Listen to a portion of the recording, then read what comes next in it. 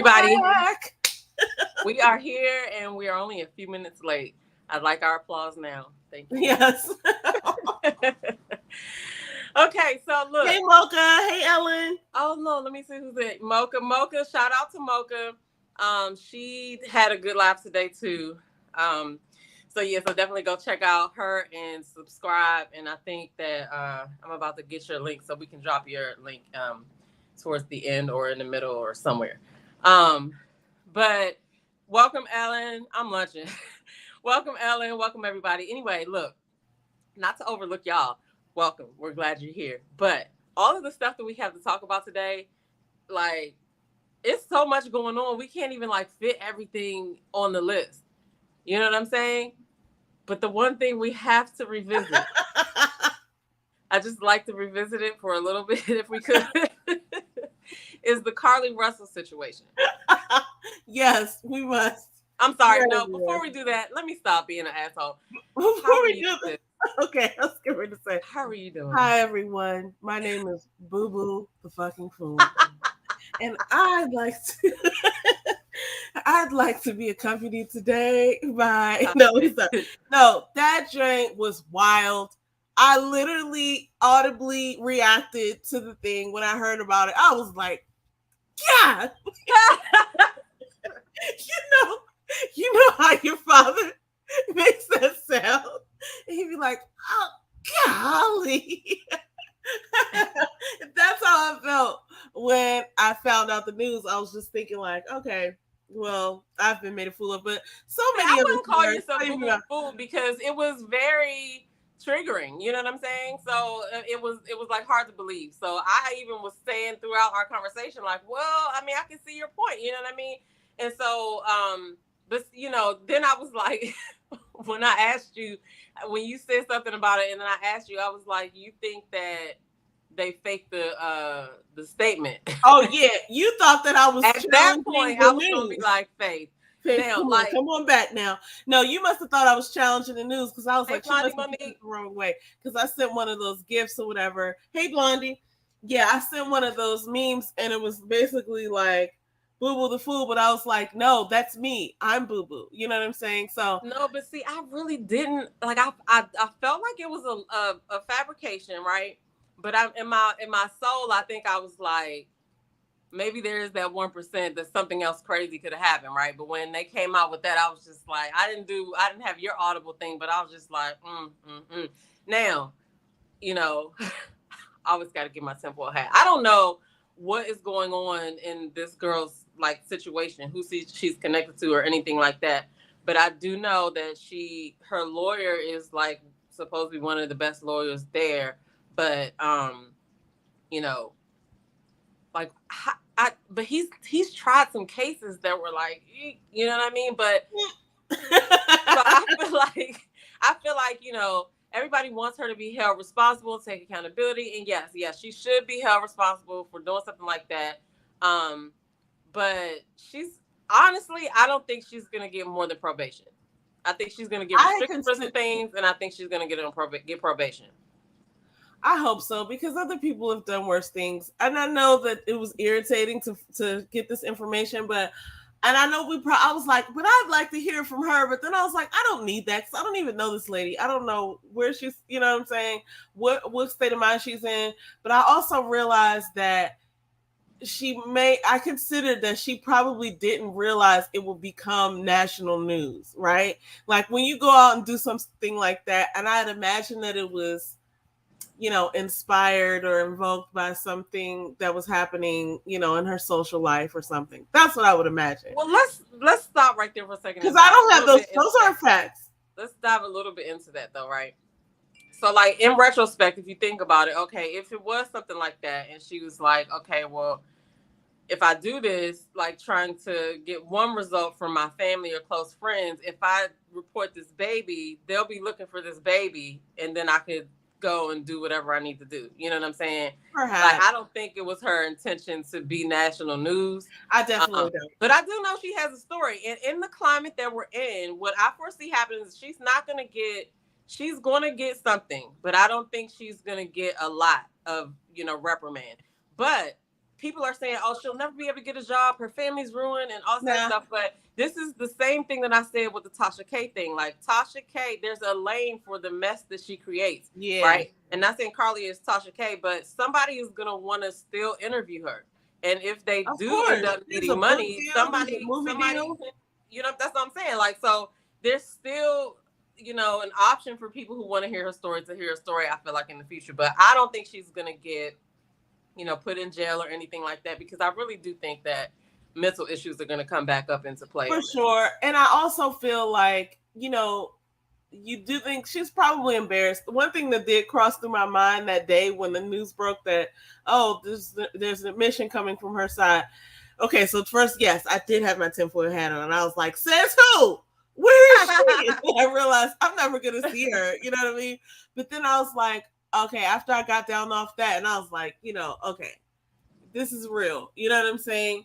Mm-hmm. I realized that, like, it was probably like a really bad day for her that day. I was like, I think I was at work. I think it was like a something I was doing that was like time sensitive, and I remember thinking like, okay, I have to do this work, you know, but but thinking like, wow, even being up against the deadline, she's having a really bad day today. You know what I'm saying? I was like, this can't be a good day for her. It's like nothing you can do. It's not like a, you know, a blockbuster movie night where, you know, you go out with your friend. Like, she can't even really go out nowhere and just like throw all her troubles away because somebody's gonna recognize her. And then here's the worst part about it. And now, y'all know my imagination is crazy, right? Here's the worst part about it. I considered that, like, I really strongly hope that she just stays inside for a while, because for a while anything that she reports is gonna be like, sure, he had a gun. So, okay, you know so I'm going to tell you some of the stuff that I've been seeing around the internet, right? Like, people supposedly found her Cash App, and they were like, of course, people were probably sending stuff or whatever, because you can put a little message in Cash App. I would think that because of, it's like a majority of people are mad at her, and I feel like the people in her state are probably the most mad because it's a bad look on them. You know what I'm saying? But we don't really know. But I think that she probably doesn't want to go outside. She probably like is somewhere that she gets everything brought to her right now. But I think she did show up with the attorney to the meeting with the police officers. But that's why I think it's got to be some mental issues. You know what I'm saying? Well, like, even if it's just, I mean, anybody can have a mental thing because it's not there until it's there.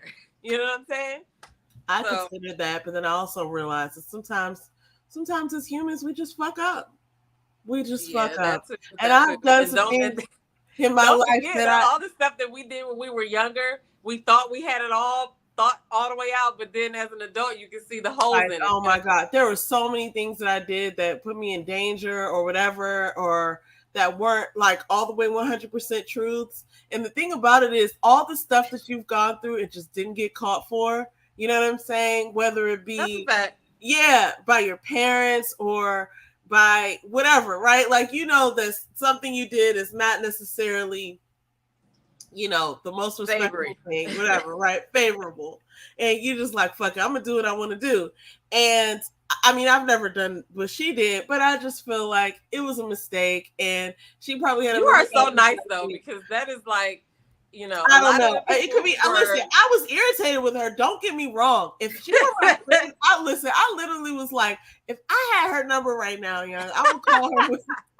I bet you people were sending all kinds of stuff through that Cash App thing, because you can request $1 and send a message. You know what I'm saying? I would send her, if I were her close friend, I would have some real strong love for her. I would be like, girl. That's the thing. I don't think that is, nobody exists like that in her life. I don't think so, because somebody would have said something, or they would all. I can't speculate on what happened in the situation, because the farther I want to repeat like what happens, I feel like adding shit in there, like, you know, if she did have a friend, they were probably in on it, and I don't want to. And it's like, you don't want to build a whole story around I will say, I did smell the bullshit.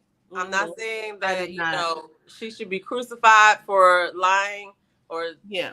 but then there's speculation of did she actually? Well, she would have lied because she said there was no baby. She admitted that there She was would no have baby. lied, and So now it's actually classified as a fake kidnapping hoax. and so then of course in the the press conference, whatever, he was saying that we still have to tally up the other resources that were used. And I was just like, at that point, I was like, oh man, this is some big time trouble you got yourself into here. And also, her now parents I haven't been able to look this up yet, but I was watching VS Icon.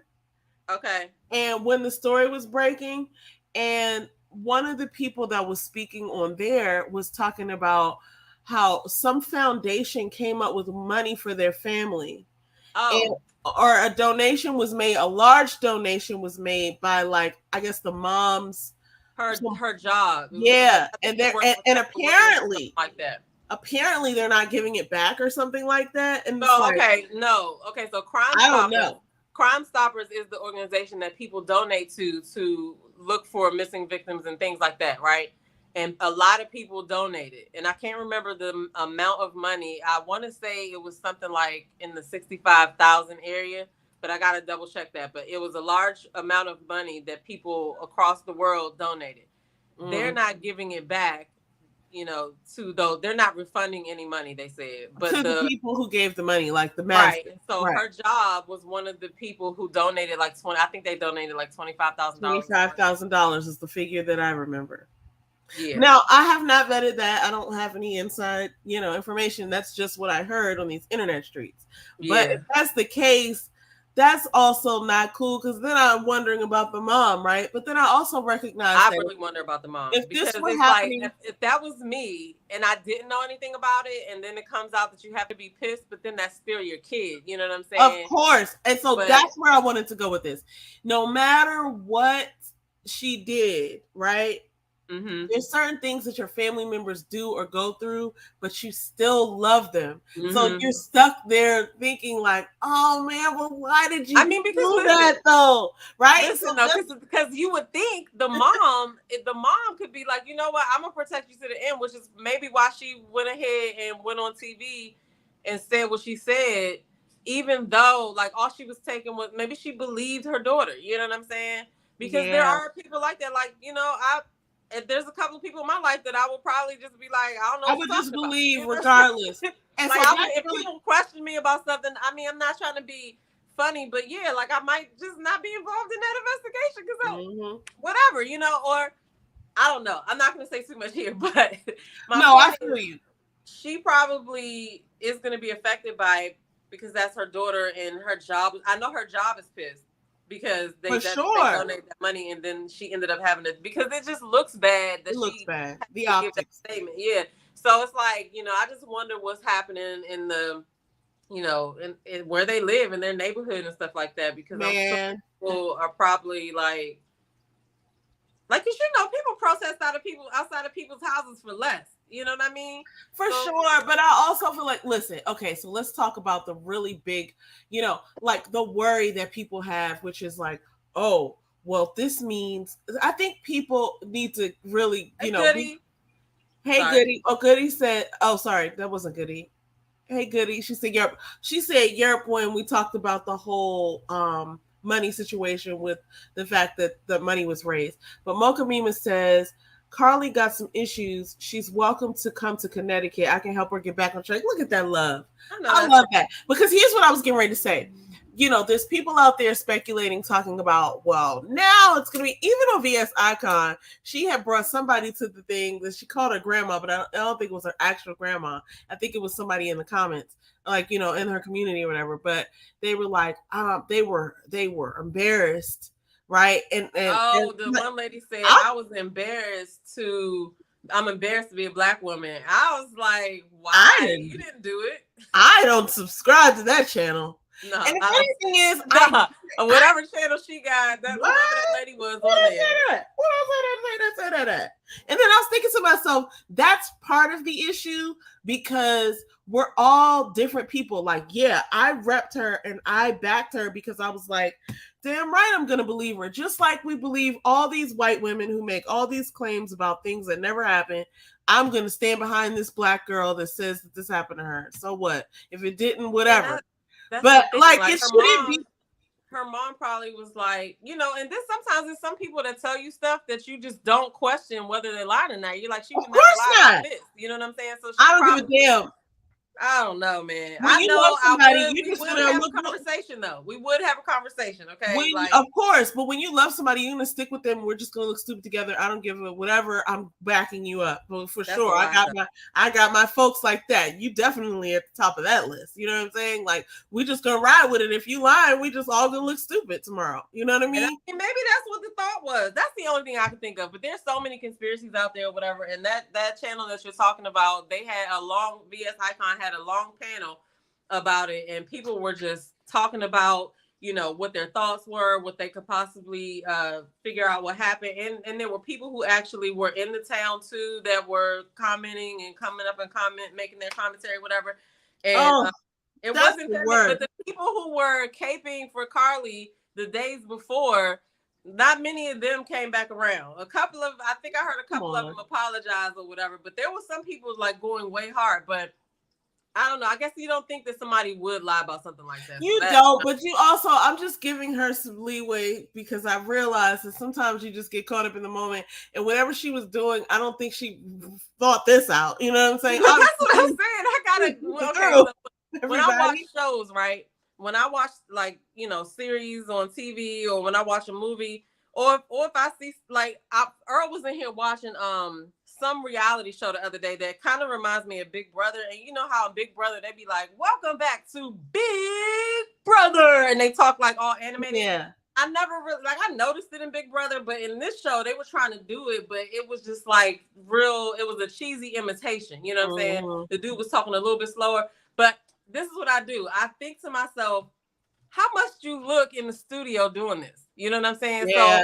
So when I think about the situation with Carlee, I'm thinking through all the actions, you did this, you did that. The questions that I have are just interesting because it's like, why did you snatch off your wig?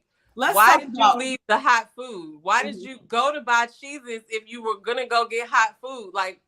How long? I just have so many questions that I'm not entitled to the answer, but if she wants to answer them. My thing is, we were invested. I don't think she ever realized that it could be a possibility that it could go national, international in the news. I think she thought she was just going to stir up a little drama and people are going to pay attention to her. That's what I would take away and imagine. However, I don't feel comfortable with the idea that and listen, and I understand on a larger scale, she wasted county dollars or whatever, right? That tab is going to be crazy. But we also have to put things into perspective, right? This is a non-violent crime. I don't even really feel like it's a crime. I feel like it's one of those things that kids do. And I don't know, I know she's 25 or something like that, but it's one of those things that you were, you know what I'm saying? You were protected from. She just had a birthday, so she's now 26.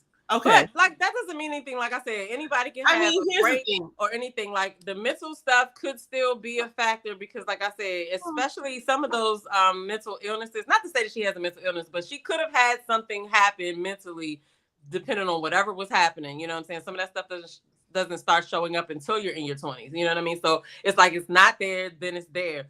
But, I just can't wrap my brain around her playing about it. You know what I mean? Because all the things they said, but then in my mind it's kind of maybe there's some stuff we just have to take their word for.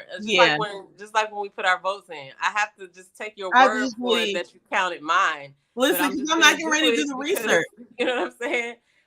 So Mocha Mima says, yes, her actions affected so many people. Yes. Goody said, nah, that is an NY hello. You're. Oh, gotcha. So she was saying, hey. So that wasn't what she was saying. Basically. Hey, I see you, Carol. Let me say this.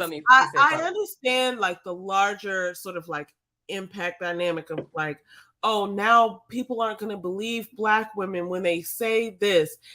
If that's true, this didn't do it. You know what I'm saying? So I don't think we should put all that weight on this young girl because she didn't. If that's true already, then people been waiting in line for decades. I mean, because there's a bunch of things that you like, can use as that example. Because so I wanted to minimize that because sometimes I think as society we don't realize we're all of us are little particles of this society. So like whatever you say can carry over and could be shared and understood. So that's one thing that I just wanted to flatten is the idea that like, oh, she set Black people back or she set Black women back. Like if that statement is even a little bit true, then obviously it was already there in mass quantity, right? And so I just want to take that out of the context of this because she's not single-handedly destroying trust. Like if the trust isn't there and this one young girl that you never heard of before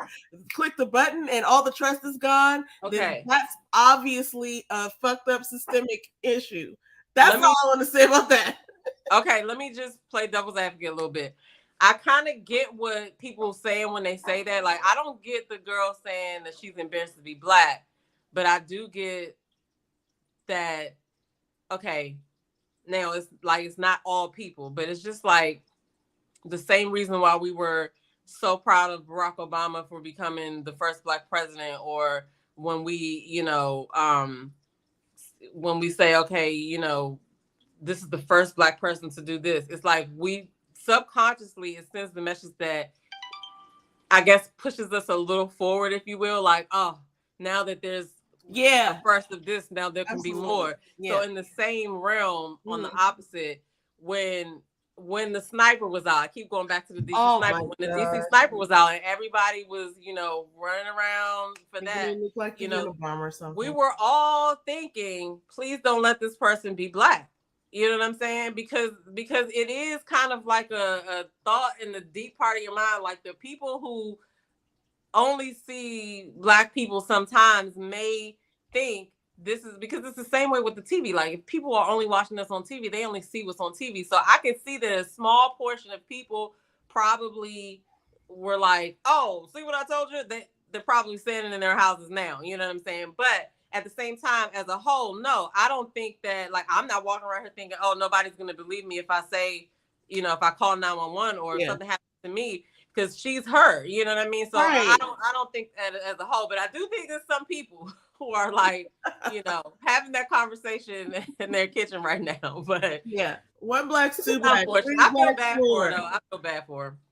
I felt bad for her that day, and then I realized, like, it's not like she's Monica Lewinsky or anything, right? Like, everybody, like, this is gonna go away in like a week.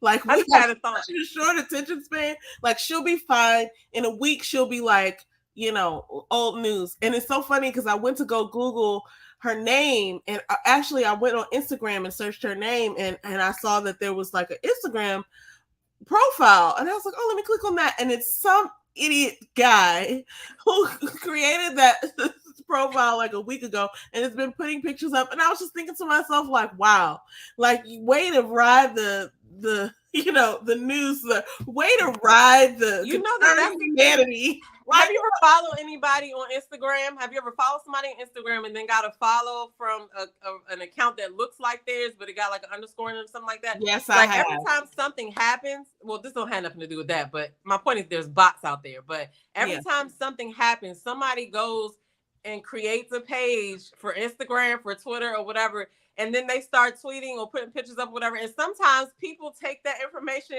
for wrong. You know what I'm saying? You just gotta look at how many followers they got, though, because sometimes that'll be the telltale sign. Like they only got 10 followers and this is that person. But I feel bad for her a little bit, but I feel like this is the thing. Remember I said with Tasha K, right? Yeah, she got sued by Cardi B. Yes, she lost. However, there's still a lane for her, and clearly she's still working, right? Yes. She could be somebody who would be interviewing a Carlee Russell.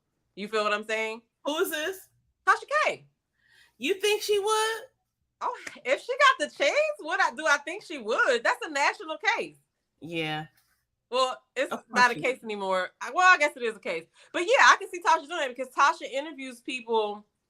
To get their side of it from the other side. Right. people that some people don't want to interview, but she also interviews people who it would be a controversial interview because I feel like Tasha would ask her hard questions or whatever, but I think that would be something that she would do. I don't know. We'll see what happens. It's 2023 and all the stuff that's happened up until now, nothing's impossible. Okay. Nothing. Hello. That's what I think to myself because it's like, right, Ellen, still working.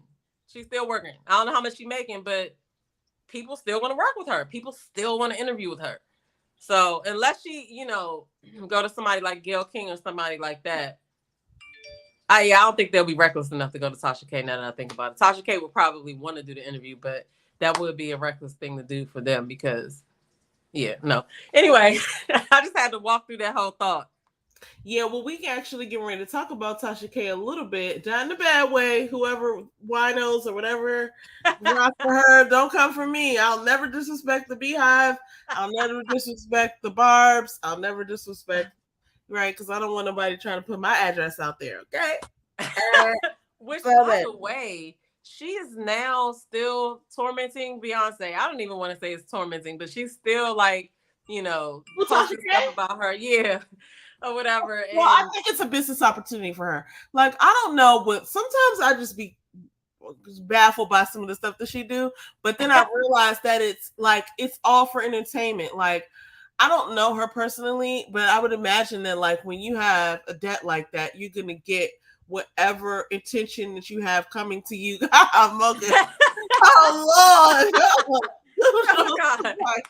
They look like weapons for some reason. Yo, when you see those things come in the chats like that, they be serious and they are about their business. But I'm not trying to be, and I am. Listen, I was part of the initiation of the Beehive. Okay, I used to tell people you were her number one fan. Okay, first of all, from 1995, 1996. Actually, it was 1996. It was 1995. They had this song that nobody really even remembers anymore but me, but it was called Get on the Bus. And that joke was so bomb. And even just the beginning bass, like dum dum dum dum dum dum. Anyway, I remember that. I do remember that. Anyway, there was a lot of stuff, but I was a part of the Beehive, is what I was saying. But now some of the Beehive I can't claim because they just do some wild stuff. Oh, I know, that's right. Yep, she's gonna be in town on Saturday. I'm surprised you don't have tickets or didn't try to get tickets to go see it. There's still time, everyone. There's still time, and this is a high possibility, everyone. Because you know what? I live rather close to where she'll be performing, and perhaps I could just even walk there, but I won't. I'll get, it's not even like that. I'll probably, get driven, but. Yeah, there's still time. There's still time. It's happening on Saturday and Sunday. So there's a lot of opportunity for something to go down between then and today. So we're not saying that because I think, okay, so we weren't supposed to talk about that, but I think this might be her getting ready to sit down for a second. I think the Renaissance. Really? Why do you say that? Is it because of the stiff dancing? I've been a Beyonce detective for quite some time, so I've got some. And we're going to talk about her mom in a second. We're going to talk about Mama Tina. But, here's why I think that. Because she's always been this, like, really, almost robotic performer in the way that, like, when she comes out, and I've seen, like, a good 5 to 6 concerts of hers. And what I realize is like she's very on point in all this, but this time she's having a lot of fun. I feel like this is her post mom by herself, not on the run tour where she gotta she's on by herself. She got 3 kids. I think this is her proving to herself that like, look, I still got it. And her daughter's out there. She could probably sit down too. I have a whole situation thinking about her and Blue because I know people are just like joning on Blue's dance skills, but like she's literally like 11 years old or something like that. We've all taken our kid to work. I mean, and she's doing a great job. Like the first opportunity, the first show, she was probably nervous, you know what I mean? But like she's gotten better. We've seen her do this dance better on this tour, and I'm like, she's so cute and she's so committed. I have nothing bad to say about Blue Ivy Carter. Yeah, Tasha K was wrong for that. Wrong for that. Yeah, and I mean, listen, just the way that she can give her opinion. like people can disagree, and so whatever her opinion is, that's fine. But I just I feel just like, wonder her method to her madness for keeping on talking about people like this. Like, I think it's not that she's even talking about him. It's what she's deciding to say and how she's putting the words together. And I just be like, Tasha. Here's my take on that. Studies have shown that people like to be irritated, like as a mass quantity of people. Like that's one of the reasons why like the elections and stuff like that get so much juice, because the number one emotion that people would choose to feel is like an irritation. You know what I'm saying? What? And that's crazy. I don't want to be irritated. It's true. People seek that out because it's exciting. You know, well, I don't know. I don't do that. Like rubbernecking, I guess. You looking at something, you don't want to look away, but you don't want to miss it.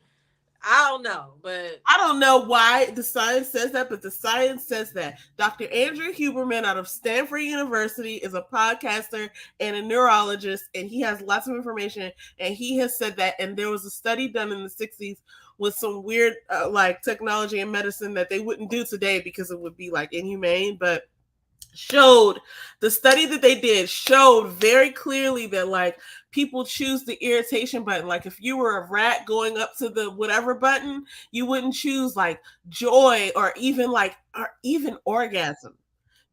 They would choose irritation, which is very odd. But the study was listen, I'm just here to report.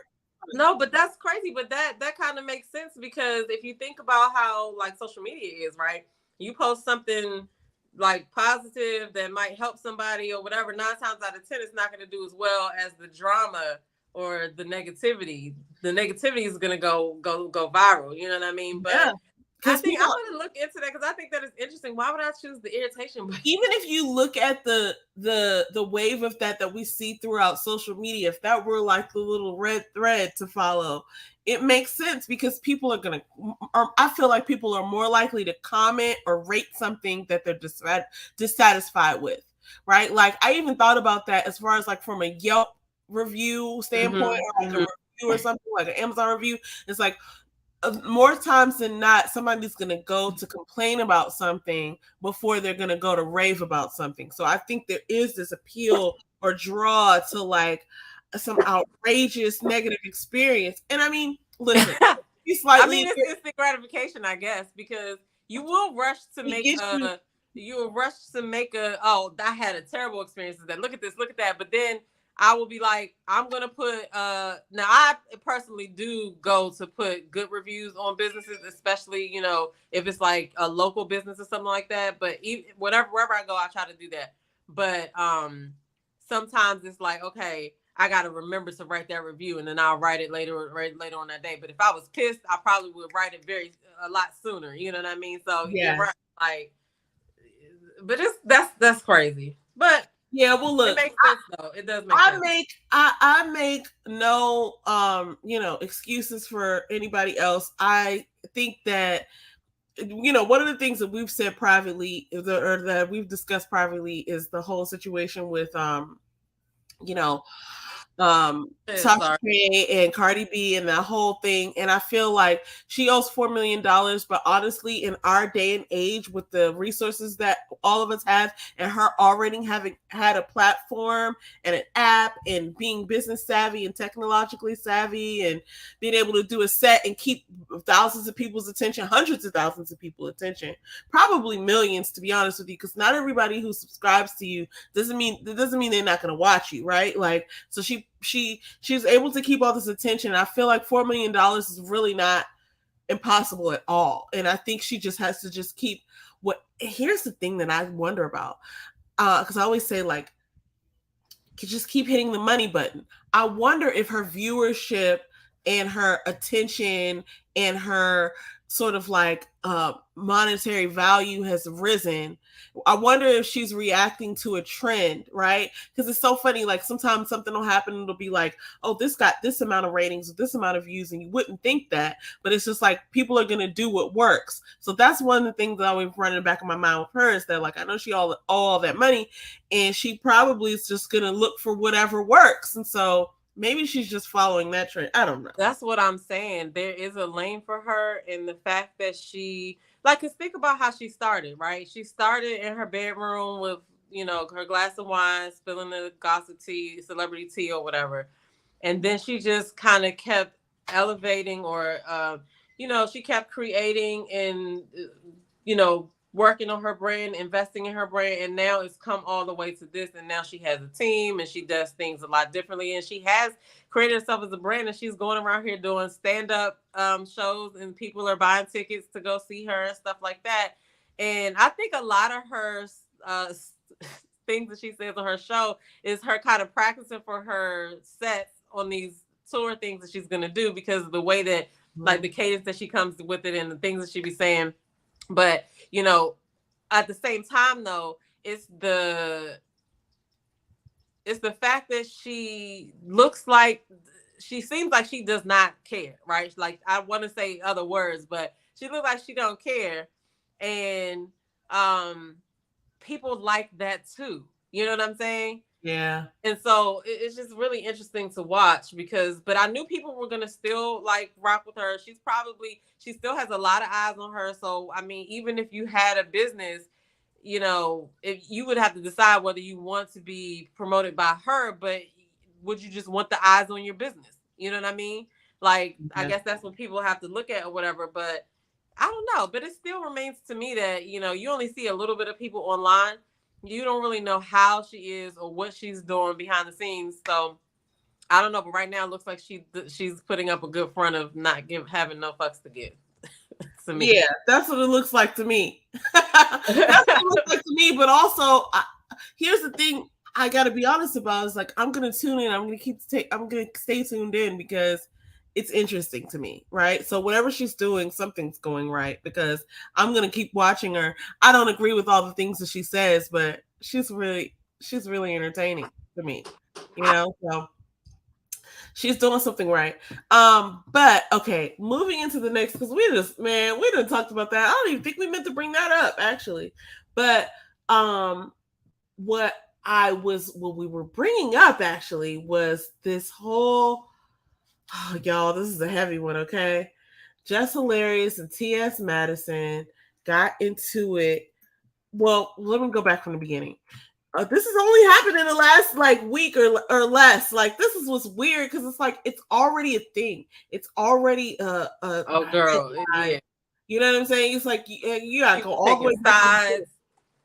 I mean, it's wild, and I hate that it's like this, because Don't Call Me White Girl, Mona, had made a comment, and I felt like it was so fitting, because she was just like, we're all out here taking heat, like, trans people, especially Black trans people, and Black women. It's just like, it would be great if we could just find a way to be connected and help each other. You know what I'm saying? Because it's a lot of us, and nobody cares apparently about any of us. So we should probably protect each other. But I do. Okay, so here's the thing. Let me just go back to the beginning, because I've lost it. I just found something that I don't think is a picture of them. Let me share this, because okay, so there's a person on the internet who, well, let's add this to stream, because I've never heard of this person before. But it's a trans woman saying womanhood and periods don't belong to biological women. And I watched the clip, and it's like, women should stop gatekeeping these experiences. I have not, and I've done some Googling, I've not seen any understanding of how someone would menstruate without a working, vagina and female organs. I know that there are things that people can do to, simulate these things, right? But I've not seen any evidence of that. It's the same thing as the trans. I want to make sure I get this right. Trans. You say the trans women. Mm-hmm. No. I say okay. Wait. Trans Let's men, stop, right? Okay. Trans men can still carry babies and have periods, but they are still natural born women if they're doing that. Because a lot of people are like T.S. Madison, right? They have the top that looks like whatever, but then the bottom is still the original. You know what I'm saying? There's some people like that.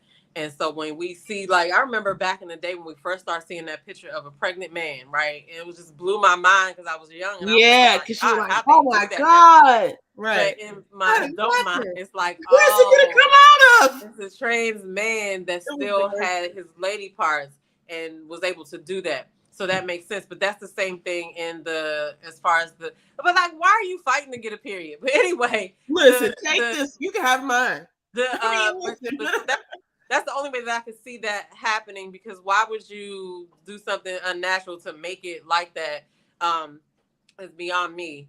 But that's how it would happen. Like, but like, yeah, okay. I saw that video and I was just like, yes, we can. You know what I'm saying? Like, but we don't have to because God already did it. Like, yeah, what, gatekeeping? We're not gatekeeping. It's the fact that we have vaginas and you don't have a vagina and a uterus. So, like, if somebody was saying, I'm sorry, somebody was saying that, oh, what about the women who have like makeup and false body parts, or the women who can't have babies or whatever? That's not the same, because we're not talking about that. We're talking about the fact that the reason why you can't do what you're talking about is because you're not born a woman. Like, so women only have vaginas and uteruses. That's how it is. You know what I mean? No matter what you do, that is how it is. So, I mean, I don't have a problem with anybody who feels like that that's how they want to, you know, present themselves. Hey, no, but I'm not going to come to you and say, you know, what you can't do. You know what I mean? Like, I'm not going to come to your natural state of you being you and try to be like, you know, you can't, like, so we have the right to feel some type of way because, hello, I was born a woman with natural parts. Like, how you going to change what they call me because you want to be called this? How you going to, you know what I'm saying? Like, so it's like you're already doing something to me, but then you're mad because I'm speaking out, and all I did was just be me, right? I'm just a woman or whatever. I didn't pick the part. I just came out with the part. You know what I mean? But so it's just weird to me. Like, I respect it. I respect that, you know, that's your lifestyle. But you shouldn't be able to come over here and be like, you know, well, we're gonna just rename you now because I want to be called this. You have to be called this. That's the whole thing that kind of seems wild to me or whatever. But this conversation has gotten way beyond that. It's between them. It's gotten so far out of hand. It has, and that's really the meat and potatoes of it. So, like, one thing I'll say is that I'm sorry, Miss Mocha's comment. I'm bringing the Apple Card to try to get the Beehive tickets. My granddaughter wants to be on stage. Oh my, that's gonna cost you a pretty penny.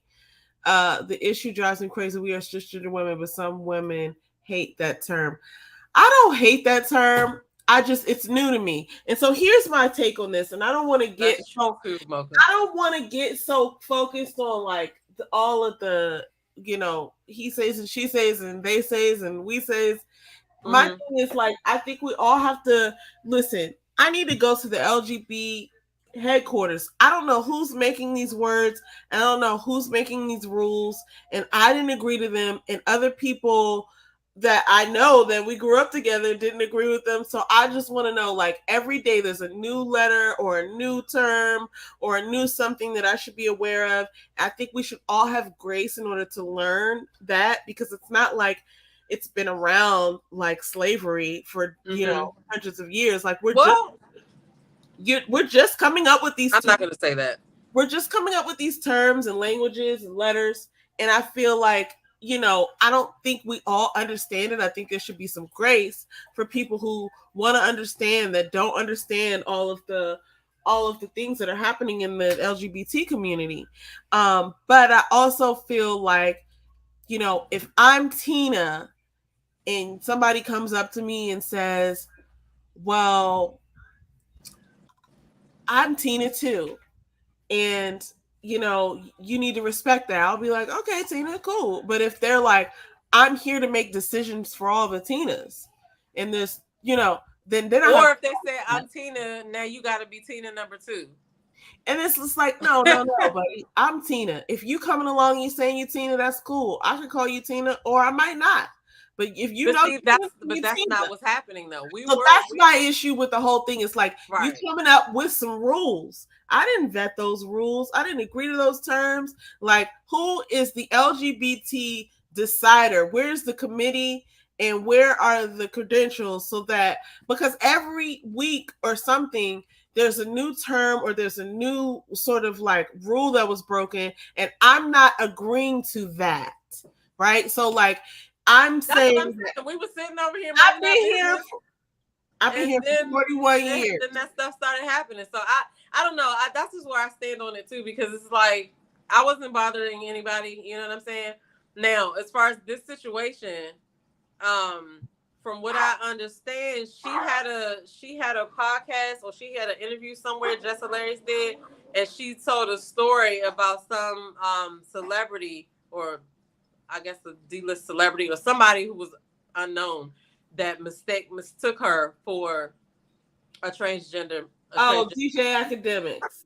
Oh, Yeah, it was DJ Academics. I I did not think know that, so. I think so. Wait, he because said they was about like, referring to him as some unnamed celebrity. I believe DJ Academics got named in, and Mm. I'm gonna bring it up. It was like, oh, I thought she was trans this whole time.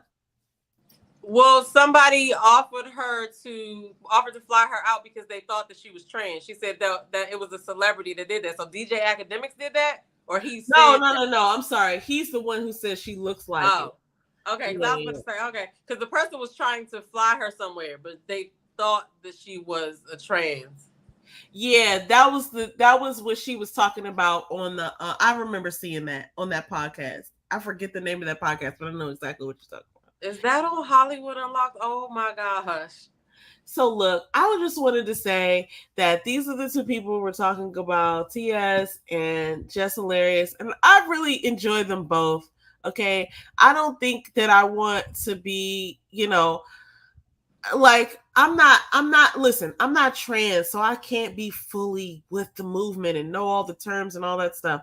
Listen, I'm a black woman. I rock with people who are positive, who are doing their thing. So I like both of these people, you know what I'm saying? But long and short of it is, I mean, I stand behind Jess Hilarious 100% because she's a black woman. She's out there doing her thing. I identify with her because she's the same to me. You know what I'm saying? I think there's room for both communities, but I think we have to give some space to like understand terms. And I feel like it's not fair to come and name yourself something that's already has a name. Maybe we come up with a better name for trans people. Maybe even better, right? But like, you don't need to come and call yourself Tina, and now you're making decisions for Tinas when you ain't got no Tina for real. So Yeah, what's I going don't to happen know. then, right? I think if I'm down for respecting all people in all walks of life, and whatever you want to do that's not hurting someone, and especially if it's making you feel great and bringing the best of you to the world. I'm behind it 100%. But number one, you can't make me do something that I don't understand. Like, there has to be more information. Like, I don't know who makes these rules and these terms and these things that we need to be a part of, or we need to already have understood or not be canceled. Like, that's concerning to me, because it's just like, who said that?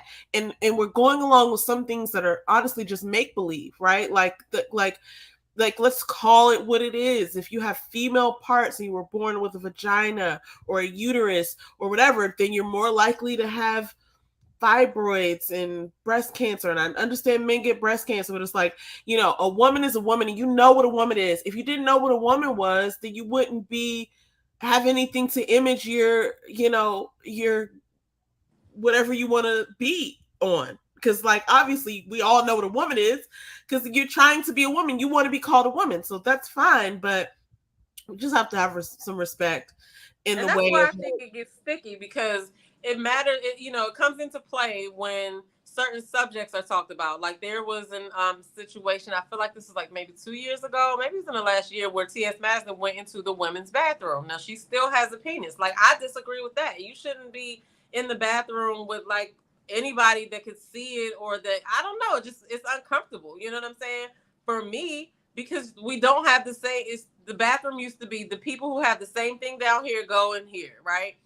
Yeah. So that was a situation where she did go in the women's bathroom, but the reason why everybody was going on her was because some lady was in there changing her clothes or whatever, and she must have had her pad on her pants or something. She draped it over the thing, and so T.S. Madison came out and did a video talking about, I just saw the biggest pad or whatever, and like it was like really going in about it. And it's like, you don't even have a reason to need a pad. So you shouldn't really be throwing that lady out there because a regular woman You don't wouldn't even have said belong anything. there. Yeah, because like if I would have seen it, I wouldn't have said anything If you're about so it because grossed out by it, you then know you what I'm don't saying. belong in this room. Or even not even if it was I don't know if it was a used pad or just a big pad. You know, It you just have doesn't your pad. matter. My point is, I would not have said anything about it because I obviously understand the plight. So when they start talking about stuff like that, I do have a small issue with it because it's like you wouldn't want us to start talking about something that we know nothing about, right? And so, that was kind of brought back up, or whatever. Or when they start talking about stuff that has to do with the vagina, it's like, I mean, like, why would you do that? Like, why if you don't know exactly what you're talking about from experience of having one, um, it just didn't seem like you should be out there trying to tell people what to do or making commentary or interjecting your ideas. It's like kind of like I'm not even gonna say that, but I don't know. It just always makes me be like, why are you talking about that? You know what I mean? But I don't think that I don't think that men would know what to do with a real vagina if they were suddenly blessed with one the next day. Like I think they would just play with it all day. I don't really think they would know how to keep it clean. I Obviously, don't think they no. would. It's a lot of work, everyone. I'm sorry. I'm No. sorry. But yeah, It's I mean okay.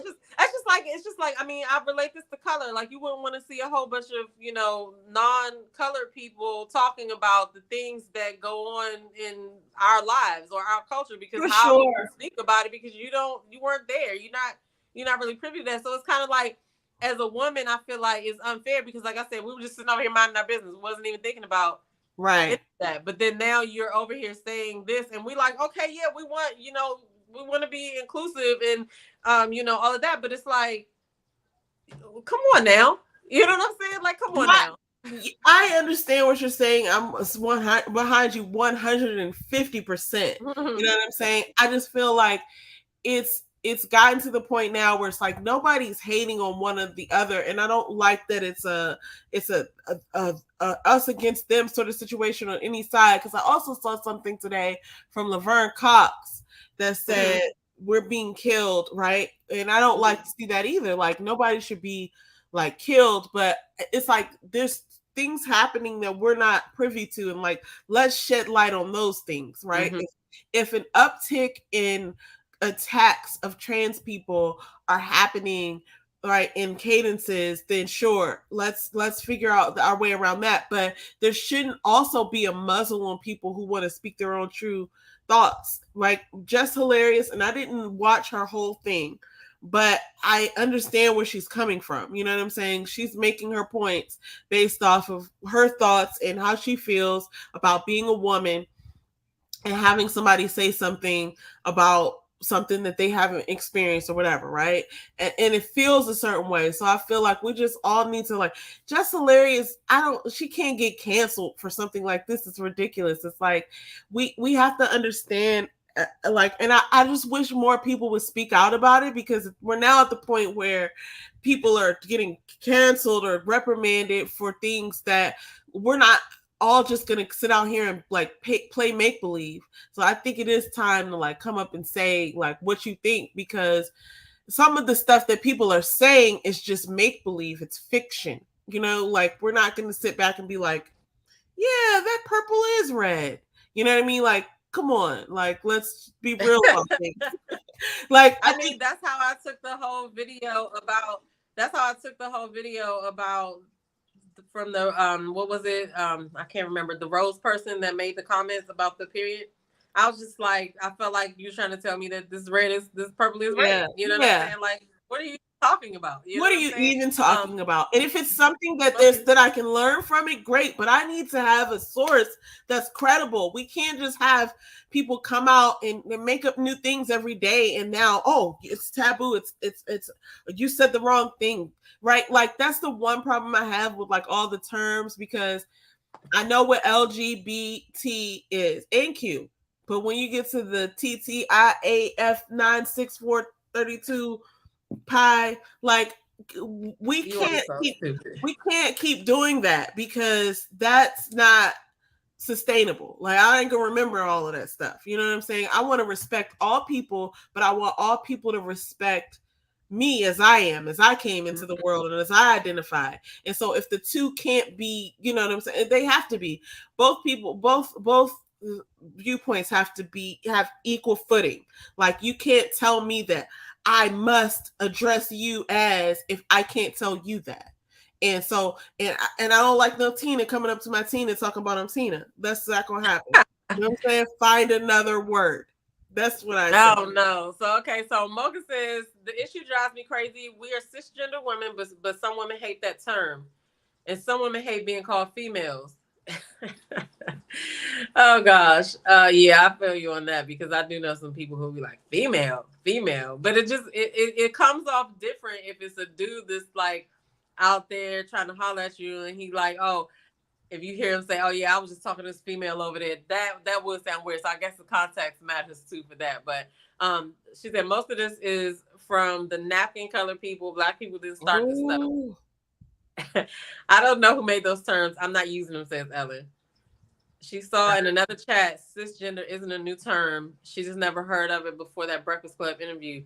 I honestly had heard of it before, but I never had a conversation that made me have to use it, so I was probably late on looking it up. I had heard it, but when it started getting like the conversations in about this topic, not this topic for Just Hilarious, but the LGBTQIA, when that cisgender word started really coming around a lot, then I had to be like, hold on, let me see exactly what it means. You know what I'm saying? Because we have all these words now. I was confused. I need to know where to go to get my words. I was going to dictionary.com and Webster's. I need to know where to go to get my words because all the words that I knew are no longer. Well, she'd have been grossed up with. I think she was talking about the pad, the lady in the pad. But I don't think it was a used pad. I think it was like a pad. I don't know. I'm just speculating here, but I'm thinking like you know how you have your extra pads. And I'm just thinking it was a huge pad or whatever. I don't know. I hope it wasn't used. I don't know. I got to go back and watch the video to see that. But even if it was, I would have given somebody some grace just because you just never know what position that somebody's in. Yeah. I mean, somebody with the big bloody pad, they must have had a hard situation. I don't think it was a bloody. I don't know. They've had a day. Like, I don't know. I wouldn't help them, but I wouldn't go out and make a video about them probably. No, because because that just wouldn't be right. Like, but it would even make me more hesitant to do one if I was a trans woman. I would be like, I'm not talking about that. Like, I just got let in the bathroom. You know what I'm saying? Like, why would I do that? Like, why would I do that? That's just how I was thinking. Ellen says every time a woman does or says something she doesn't like, TS is quick to say natural woman, but when TS tries to fit in natural, it's offensive. So that's what it's like. She picks and chooses what she has to say. And she had venom for Tasha on her comeback. Was it yesterday? I think she responded to her yesterday on a video of like a video response because okay, so the thing happened with Jess Hilarious and T.S. Madison, right? They went back and forth, or they had words with each other, right? And then people started coming out saying, "Oh, I stand with Jess Hilarious. I stand with Jess Hilarious." And Tasha K was one of the people who said, "I stand with Jess Hilarious." Now, Tasha K did drag Jess Hilarious a couple of weeks ago, or whatever, over something else. But that is classic. It was over something else. It's not classic Tasha K. She does it a lot. Well, yeah, listen, nobody's off limits. She will be cool with you, but if something happens where she gotta drag you, I've seen her do it to a couple of people. Like T.S. Madison's even one of them because she was friends with, well, I don't know if she was friends with T.S. Madison, but they were cool. She went on T.S. Madison's show or whatever. And when in that response video, T.S. Madison said a lot of stuff. But, you know, so that happened, right? And so Tasha K in the whole response, okay, so before T.S. Madison's response, Tasha K posted something on Twitter about T.S. Madison's mother. But like it was like she just got right to her mother. You know what I'm saying? She was like talking about her mother's looks and how he looks like his mother, and she said a couple of other unsavory words. So T.S. went and did a response video, and she said a lot of other unsavory words. You know what I'm saying? She told Tasha to suck her D. You know what I'm saying? She said something about her kids. She said a lot of stuff. You know what I mean? So And then Tasha allegedly posted her passport, T.S. Madison's passport, and an address. And so I don't know. The picture I think is gone now. I don't know what is going on with that, but she just be on one. Like she don't care. You know what I'm saying? And so Yeah. now she's dragging TS along with Tina Knowles. This is ridiculous. I mean, Shout out to the listen. plainest Jane. Hey, the plainest Jane. Listen. Yeah, she also talked about this too. If y'all haven't seen her video, or y'all not following the plainest Jane, go follow the plainest Jane on stories like this, on missing people stories, stories that are important to us in our community, Black news. Plainest Jane is the one that's going to break it down. Okay, over here we just give our thoughts and opinions, and Jane goes and does the deep diving, extra stuff that will give you more. Sometimes it's more salaciousness behind the story, and sometimes it's stuff you just didn't even think about. So definitely check her out. Man, I was just watching the plainest Jane the other day. I cannot remember what she was talking about, but she was going in. The only thing I can remember, though, the only thing I was thinking, plainest Jane, when I was watching you, is how good your makeup looked. I was like, listen to what her makeup be on point. I was listening to what you were saying, and you were like going in, and it's gonna come back to me after because I'm not gonna remember right now. But I just remember you were going live, and I was watching it, and I was just like, her makeup looks bomb. Yo, her makeup always be on point. And if you, I don't know, I've been following Plain Jane for a while, but if you go back to, oh dang, those videos might not be there. I just had a sad moment. So when she first started out, she used to do makeup videos and stuff like that. I just depressed myself real quick. Anyway, okay. Shout out to Jess J. No, she's back now, but something had happened. But Jess J always be changing her name. Are you amused? Hey, Jess J, what's going on? Are you amused?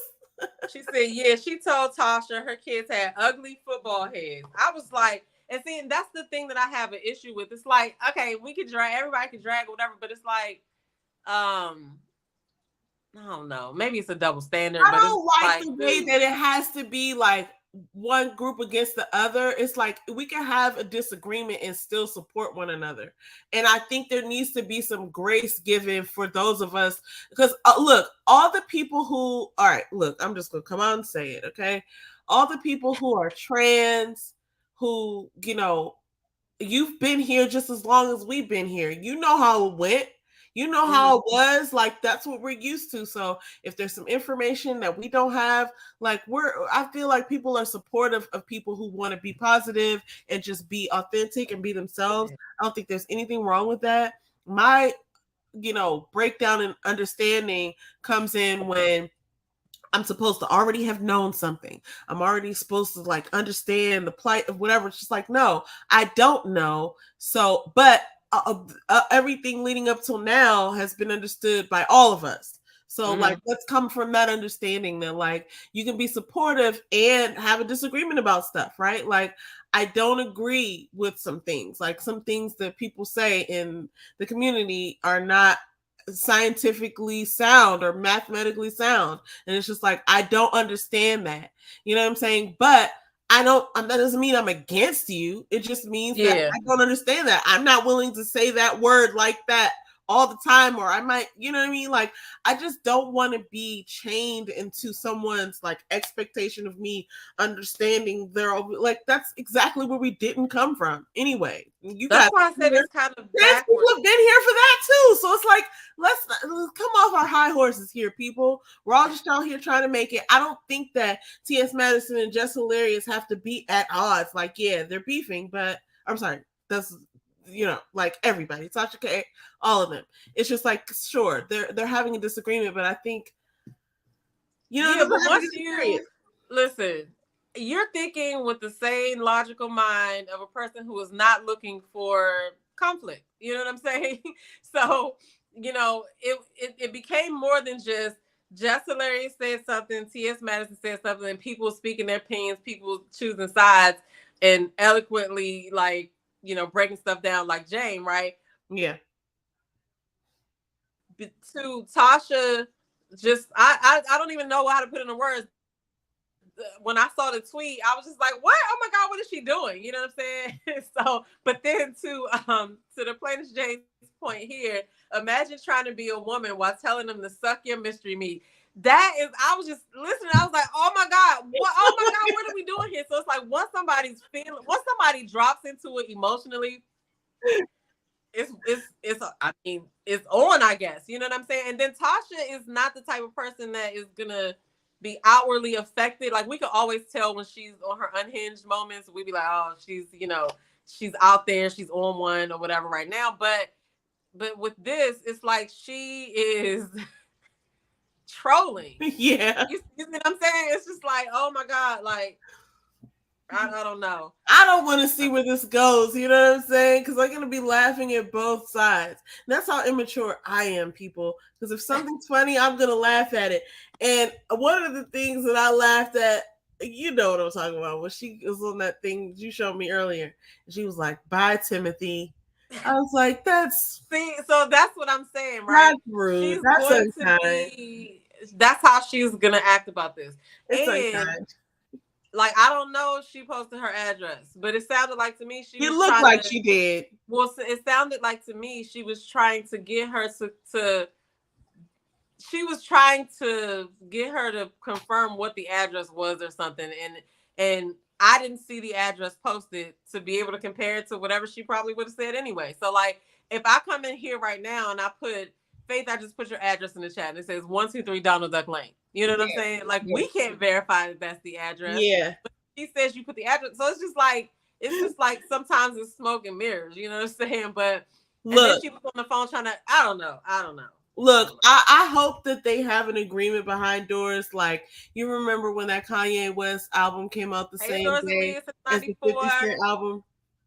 I don't remember what albums they were. Okay. You remember that one time that Kanye West and 50 Cent had an album come out the same day, and they staged this whole, like, you know, versus. It wasn't a versus, but it was just like, yeah, let's see who albums sell the most. I hope that Tasha K, all of them have, T.S. Madison have something that they are garnering this attention to profit from. That's all I'm saying about that. Because we don't need to be fighting each other. Like, we need to be out here banding together on some stuff. But anyway, that's not going to happen. You got your kumbaya stick out. I feel you. Look, we all trying to be out here with the beat face and you know what I'm saying, and the nice outfit and comfortable. So that's all we want, everybody. She said some things about that too. She said that Tasha used her makeup artist. That's why she looks like she looks today. She said she birthed her because if the T.S. Madison and Kai thing never happened, then she wouldn't be who she is today. So it was just a lot of stuff said or whatever. And I haven't watched Tasha's show to know what she said back, if she said anything else back, because she'd be over there on her website now. So that's horrible. I'm just looking at some of the comments. What? They're horribly hilarious. Are they? No, they're not horrible. They're hilarious. It's just like, I almost don't even want to, but we have to read them. Okay, but because we do have to move into the next topic. We haven't even gotten to our main topic yet. But like, let's read some of the comments that you didn't put up yet. Okay. So where are we? The last one that I just seen. Okay, I know. You're looking at what I was looking at probably. I was like, these guys are so hilarious, this man. Is so funny. I know. It's funny as I don't know what. The last one that I put up was... Look, I was just looking at this one. That one? Did we see the one about Tasha kids having ugly football heads? Yeah. Yeah. Okay. Okay. Cool. So imagine trying to be a woman while telling them to suck your meat, mystery meat. That was, you put that up there, right? Okay. Yeah, wow. Hey, thank you, Ellen. Right. Okay. Yes. Shout out to Plainest Jane and her makeup. And if y'all not following her, go follow the Plainest Jane. Please, Thank you. Appreciate it. More likely this trans versus world woman stuff. Oh, we were talking too much. I don't even remember what that was out. It'd be the eyebrows for me. Oh, they're talking about her makeup. Yes, it's so good. I just got some new makeup brushes in the mail. I'm so excited to go and use them. Anyway, yes, this is true. I can't blame Tasha. Hold on one second, real quick. I want to this right here. Just Jay. So I don't know. I've had a chance to see Just Jay on the panel before. She's very intelligent as well. But she said she's been rude the past week though. The disrespectful ones be trying it. I can imagine what a conversation she would look like over them. This, with them I disrespectful. understand. Anyway, Go ahead. Yeah, I understand that because we're all just out here. Like, here's my main thing. And look, this show is so fun to me because I'm just talking to my sister, and you guys are into it. It's awesome. You guys are all here. But like, listen, here's the deal. We're all out here just trying to make it. I feel like it's such a facade for people to act any other way. Like, don't none of us know that things are going to work out. Don't none of us, like, we might got a formula that's worked for us a few times in a certain area, and like, I'm gonna execute this formula that I know works, but everything else is just an experiment. So it's like, I'm not out here trying to hurt nobody's feelings or put them down or tell them how they should live their lives, because I'm just trying to make it too. You know what I'm saying? But when it comes to like what's real and like just communicating, it can get weird when people are just saying things that are make believe. But anyway, can't blame Tasha for all bets being off now.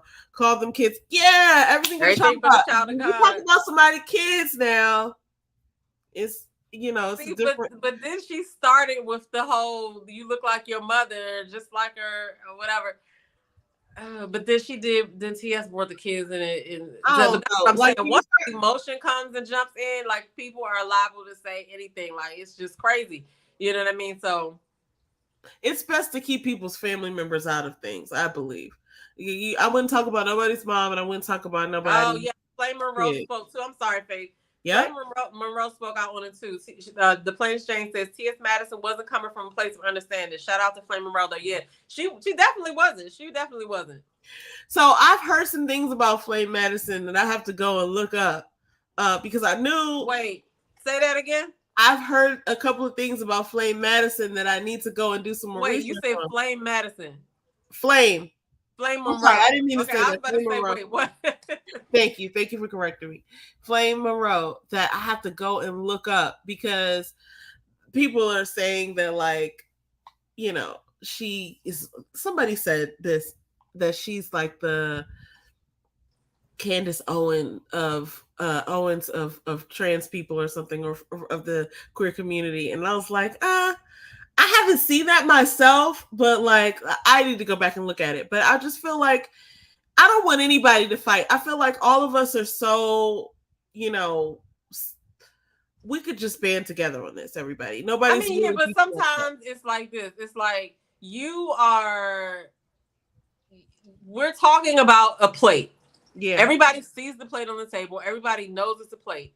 You're not going to come over here and try to make it seem like this is not a plate. And I feel like that's what's happening. Like, like Monroe, of course, they're going to be against him. The people who are on her side are going to be against Flame Monroe because it's not an agreeable stance and they're not sticking together, it seems, right? But if you're wrong, you're wrong. That's the thing that people are missing. Like she says, she was not coming from a place of understanding, and like, certain things is okay to just be like, I don't got nothing to say to that. You know what I'm saying? And I think that's the choice that people should pick sometimes. And but we're here. So, but Jay says, how is it that we're supposed to respect a penis that wants to be called she/hers, but they're mandating we accept being called sis? That's what I'm saying. We just minding our business. Like, I didn't ask to walking down the street. I was just walking down the street one day, and then you said you're Tina. I just keep going back to that because my thought is like, I am respectful. Nobody can tell me that I'm not respectful. I know he's been asking about you. Sorry. Who? Nah, Jerry been asking about Just Jay, and I was like, "Where's?" I know that I'm respectful, but I have, okay. Let me say this. I did not mean to get into this like this tonight, but here's the thing. When people say, like, what is a woman? Like, what is a woman really? It's like, well, you know what it is because you're going in that direction. It's something that was different from how you started, isn't it? So we know for sure that we have the same image of a woman in that's inspired from something that you're familiar with. So let's not play these games.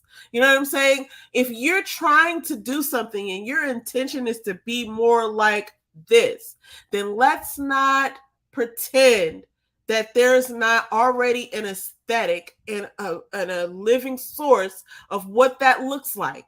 And I think that's the real disrespect that has not been sort of like unearthed and just examined, because it's like, I want to respect all people, but we can't go 12 steps ahead and be like, oh, here's where we are now, because who's making those rules? I'm going to keep coming back to that. I need to know the name of the person who heads up the, you know what I'm saying? Like, who's making these terms, and what are, you know what I mean? Like, who gets to say? Like, you can't just come out here canceling people when we don't even know who's making these words up.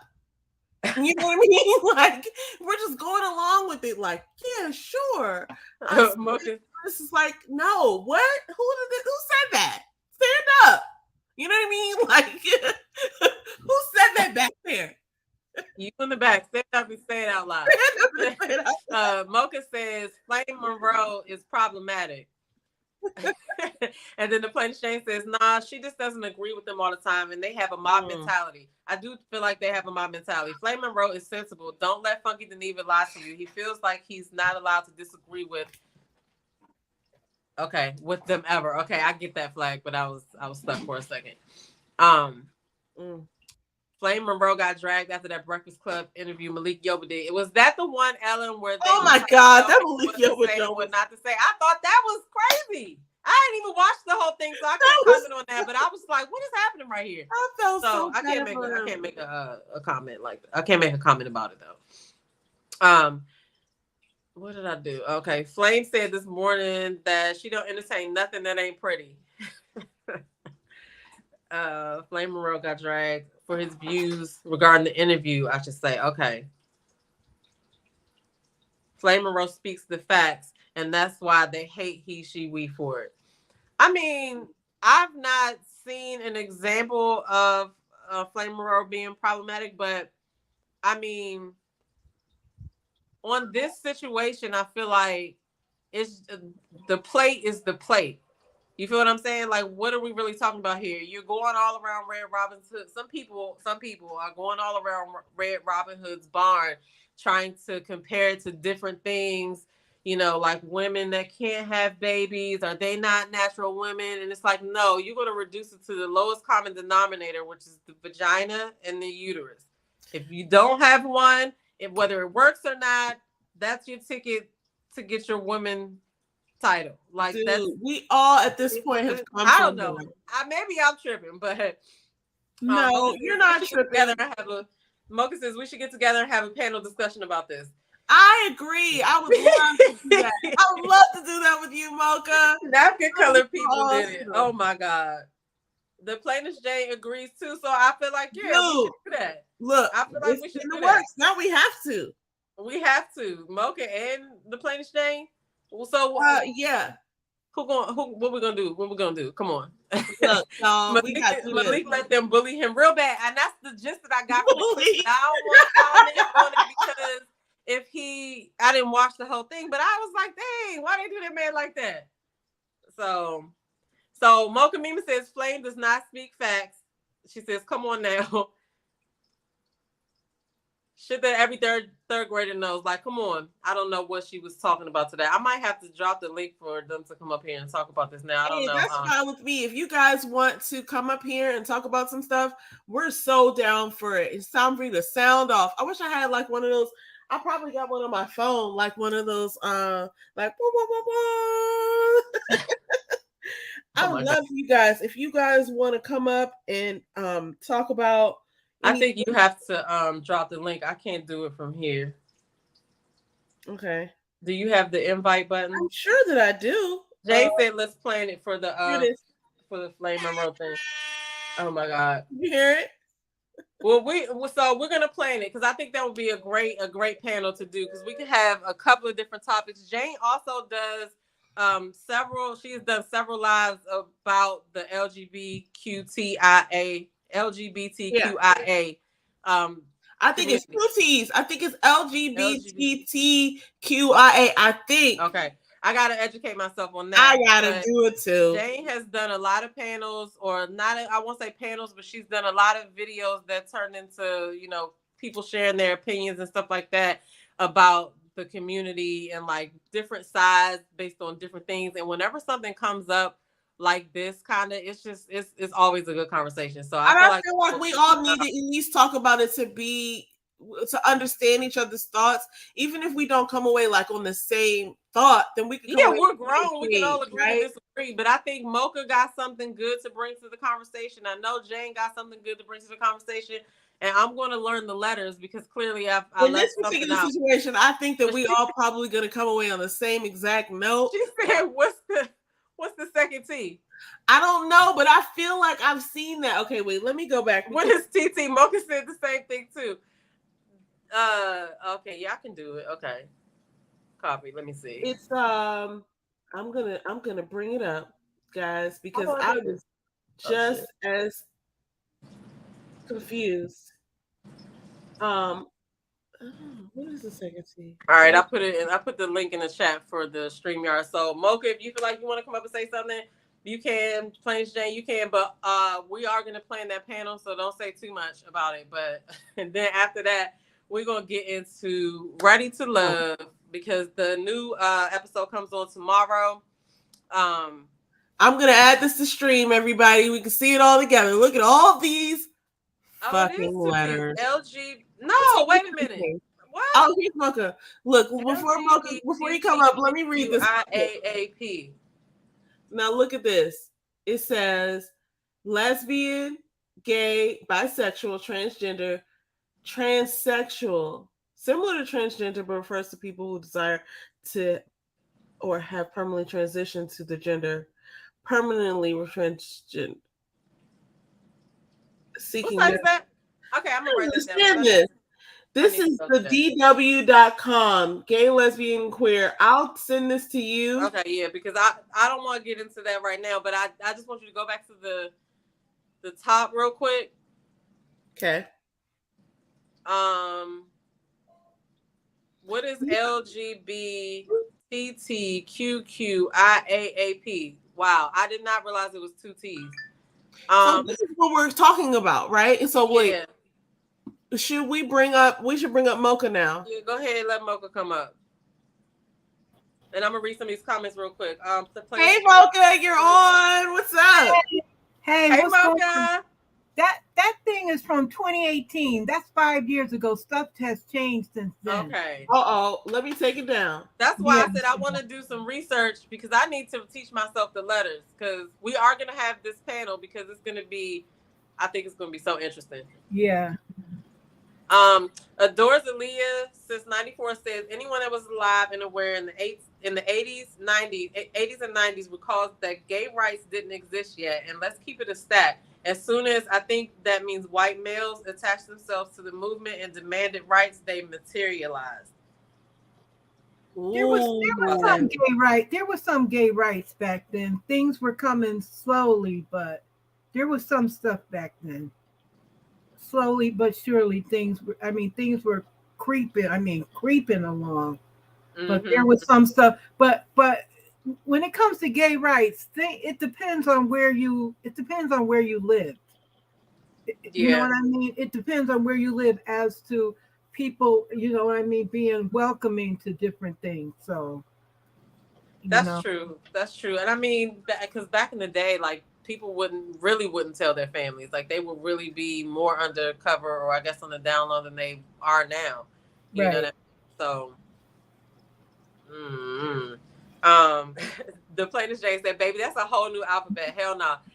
But Mocha did, okay, she said it was old, but the fact that it's old baffles me even more because I had no idea that it even used to be 2 T's and 2 Q's. So I'm going to have to really look up on that before we do our panel. Adores Aaliyah said, just add all 26 alphabets. Oh my gosh. I know. I said, when did they add all that? Yeah, I'm going to have to do my research for this. So that's my thing. And Mocha, I would love to hear what you have to say about this. I did not see your live today. I need to go back and look at it. But one of my things is like the learning curve. Like I'm so respectful and so is to be of other people and their ways of life and things like that. It's not like anybody wants to take anything away, but like there has to be some like consistency and understanding with like where do these terms come from, where do we find them, how can they be validated, you know what I mean? What is your thinking about just like on the terms of how people engage with the language and like being called cisgender and things like that? What is your take on that? Well, I had heard the term cisgender before in passing because I worked in healthcare for so many years, and have worked in other clinical settings. And then also I learned stuff from being on TikTok, because they're versed in it. I'm using on Debate Talk, so they're versed in it. Also, my granddaughter has a bachelor's in women and gender studies. So she's taught me a lot of stuff because I didn't know what intersex was. A lot of stuff like non-binary and all that stuff. Like she's taught me a lot of stuff over the years. Even when she was in high school, when some of this stuff was coming up, she was doing like an internship thing at Planned Parenthood. So she's taught me a lot of stuff over the years, and she has a lot of literature and books. So she's really got me caught up on a lot of the stuff too. And I'm open with stuff, and I accept people the way they are. I could care as long as they're not committing any crimes. Do what you want to do. So that's how I learned a lot of things. And I know a lot of, like, I found that a lot of Black women mostly get twisted with this term. Like, I don't want anyone calling me cis, like, because a lot of it seemed that some transgender women were using saying cis women, using that as a derogatory term, which that I couldn't even understand why. Because if you're a cisgender, means that's the gender identity that you were assigned at birth, right? So that's what the doctor and your parents said. You had the girl parts, so you're a girl. So I don't understand why they were getting twisted about that. So, but some women don't like it. So then like, even like yesterday when Maddie was doing her live, and after she was cursing Tasha K out, she went into the whole thing where some women wanted to be called real women and all that kind of stuff. And to me, it's a big old convoluted mess. Yeah. Because according to things I read, you're either cisgender or you're transgender. Cisgender is the sex you were assigned at birth. Transgender is when you decide that you want to be another sex. So it's like those are the two things that you are. So I don't understand what all this about being called cisgender, why it's such a bad thing. And some women want to be called real women, and they say, well, it's because I have a uterus. Well, some people don't have it. I don't have a uterus. My uterus was removed. That doesn't mean I'm not a real woman. I had my removed. Like, it's just this whole big thing, and a lot of it is people are intolerant. People are not educated. Yeah. And it's, to me, there's more important things. Like I always tease Ellen about her state that's tried to erase us, and down there in the whole state needs to go in the freaking trash. Oh, she must be. What is she, in Florida? Yeah. So she is. That's how it is to me. And like, I'm older. I'm almost 60 years old, and to me, it's not that. Like, I don't go crazy about it, but it's younger women, a lot of them feel differently, but it's, to me, and I mean, I get into it with people on TikTok about it all the time. And it's like, that's my opinion. I don't mind being called cis, but then other people, like the plaintiff Jane, I see she's here. She doesn't want to be called cis, but we can't get a consensus because there's so many people. Yes, welcome to Plaintiff Jane. Welcome to the panel. Welcome. So I just want to say really quick, like, I think that part of it too, just playing devil's advocate a little bit or whatever. It's like, okay, people are saying they don't want to be called certain stuff. Like the people who want to be called trans, they have the option to say, I now want to be referred to as this, right? So I guess some people are also utilizing their right as well. Like, well, I don't want to be called this because, like I said, I was over here minding my business before you came over here and tried to change my name. Like, I don't know, but welcome, Planis Jane. Welcome to the panel, lady. Thank you so much for having me. Not to take over anything, but speaking directly to what Miss Mocha Mima had to say as far as us not wanting to be called sis, right? It's our preference, period. I mean, I for the life of me, I can't wrap my mind around how a certain group of people can say, I have a penis, but call me she, her. And instead of us digging into the psychology behind that, why do you want to be called that when you have a penis? We don't argue with y'all about it. If you want to be called she, her, but you got a penis and some balls, okay. Okay, I don't want to be called cis. The word has been weaponized and it is now being used as a slur. The more women say, I don't want to be called cis, here they go. Science says you're cis. And well, science also says you're a fucking man, but you want me to call you a woman. And that's your preference. And I don't have to dig into your warped psychology or psychology that I just do not understand or subscribe to. I don't have to dig into that in order to respect what you want and do not want to be called. Don't call me cis, period, point blank. And at this point, a certain sector of the LGBT community, they're using it intentionally because they know we don't want to be called that. But we get nailed to the cross if we accidentally misgender them. If we accidentally call you the wrong thing based on what you present yourself as or what you're dressed as today, or you ain't got your dress on today, so I accidentally said he, and you all of a sudden going to HR talking about discrimination against myself. But I don't want to be called cis. Respect it or leave it. It's one word that we just refuse to allow to be glued to us.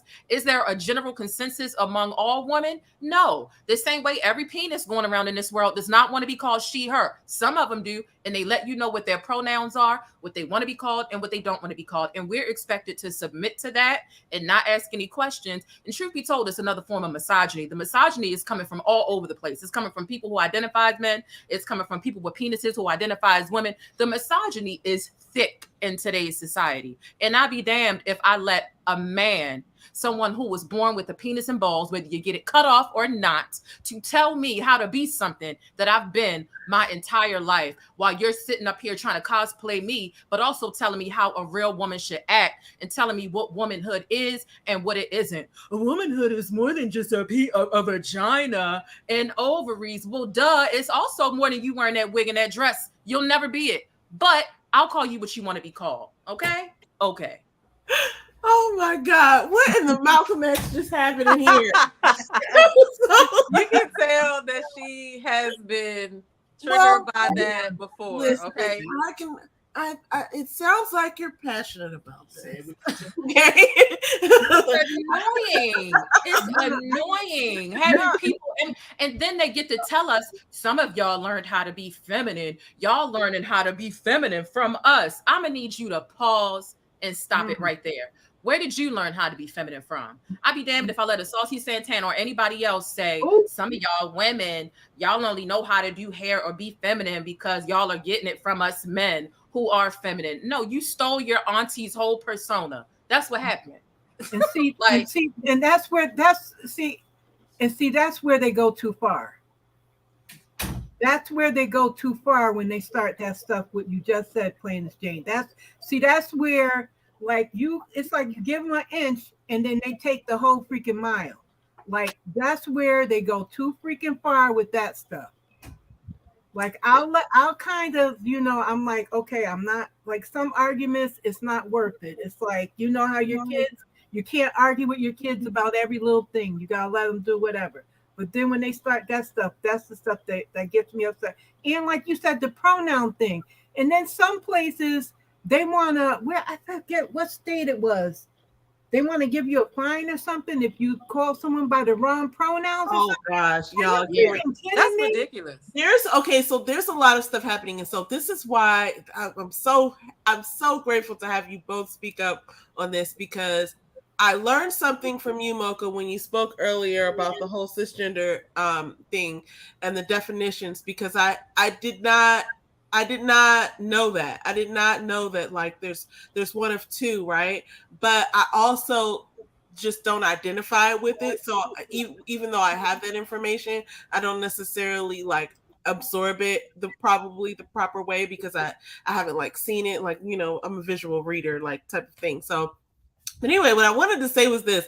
It's so interesting because no matter what other people say at this particular point, we still have our own rights. But my whole fear or whatever, like my imagination be crazy, y'all. But like my whole thing in wanting to like differentiate lines between what is what, like apples to apples, oranges to oranges, kumquats to kumquats, is that I don't want anybody making choices for people with bodies like mine that don't have bodies like mine. You know what I'm saying? Mm-hmm. And I think that's a real thing. So while I'm all inclusive, I'm also not stupid. And you're not going to come up to me and tell me that you're Tina and you're not Tina. Like, we can call you something more fitting or something more descriptive, but you're not going to be, I'm Tina. You can't be Tina. I'm Tina. You know what I'm saying? That's my whole issue. So... And then wasn't nobody bothering you. So yeah, like right. So we're respectful of all people, but it's just one of those things where even if we disagree, we want to be respectful, but at the same time, we're not gonna, you know, like I'm just not okay with the whole like make believe thing. Like we're not gonna call something that it's not. You know what I mean? And so it's so refreshing to hear both of y'all's like perspectives on this. Yeah, child, if you want to be Tina, I'm gonna be Ike, and I'm gonna beat you out my bathroom, and I'm gonna beat you out my sports. Get out of here! Get out of here! I'm tired of it. It's no reason men should be. And then you even got these the what's it called, MMA, when they lock the people in the cages. You got people considering themselves women who were born with penises beating up on natural born vaginas. Are you serious? And they let it happen? Like it's not. You know, there's so many of them now, and they coming out the woodwork, and they. You know, what's a biological woman? There is no such thing as a biological woman. It's a social construct. There's no such thing as being born as a man or a woman. Shut that shit up. And to be quite frank, there's so many of y'all. I don't know why y'all don't have your own sport at this point. Y'all act like so many of y'all are a protected class. Go make your own sport. How about you had the trans women against the trans men? Since you think the trans women against natural women is okay, create your own sport and y'all figure out who gonna battle what. You wearing a dress with a penis and you got a vagina, but you growing out some chin hair. Fight, Whoa. Battle, whatever y'all do. But if y'all need y'all whole train, it's too many of y'all to not have y'all own sports and to not have y'all own bathroom. And my biggest issue with this is the gray area that the LGBT community refuses to clear up. That's my biggest bone to pick about all of this, because you have people who are using the gray area that they want it to remain muddled, that people are becoming predatory against women and children. Period. And they're using the flag to do that because people are apprehensive to ask questions to the LGBT community because nobody wants to deal with the backlash of, are you targeting them? Are you No, I'm just asking a question. Why they around these kids? Why do y'all have an LGBTQ club after school where they stripping and y'all are instructing these high school students to show up with cash and put money? What? Then we find out 4 months later, the teacher has a mugshot because she was touching on these kids. Not only should there have never been an LGBTQ club, but shit like this happens. And because how long ago did you do that video, Jane? I did that video. Talk about that. Yeah, I think it might have been like toward probably almost like a year ago. I did the video on that. But, you know, it's just too much. They're using the flag to target children. And I'm like, if y'all can't see that the call is coming from inside the house, that your group has been infiltrated, pedophiles, people who don't even identify with any of the LGBT community, but they can say they do because it's easier to be predatory towards children that way because people are afraid to ask questions. So no, clear up this muddy area and disassociate yourself from the M.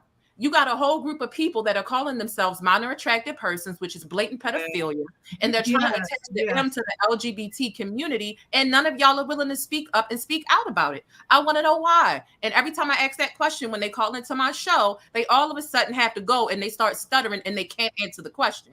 Why won't you disassociate yourself and your group from pedophilia, which is becoming largely associated with y'all? People realize that this is where they can come to do it more easier.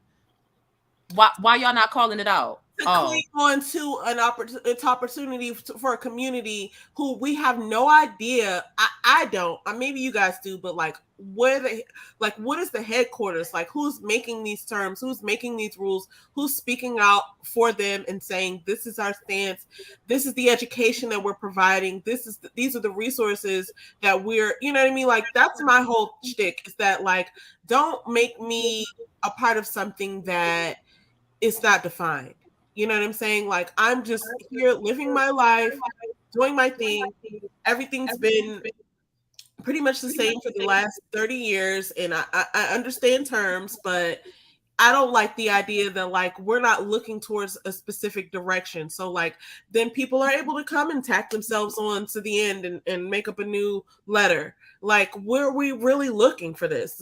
So this is really interesting. Listen. This is, and we need to plan this panel, but I do want to address this person. Hey, it's me, May, who says, the City Life Sisters, y'all need to be reported for this mess. And she also, or he or she also says, what about those who have trans in our family? And what about it? This is ignorant talk. Now, one, I want to say, what about it? Because we all said that we respect people and their choices of how they want to live their lifestyle, but don't try to affect mine, is what I think we were saying.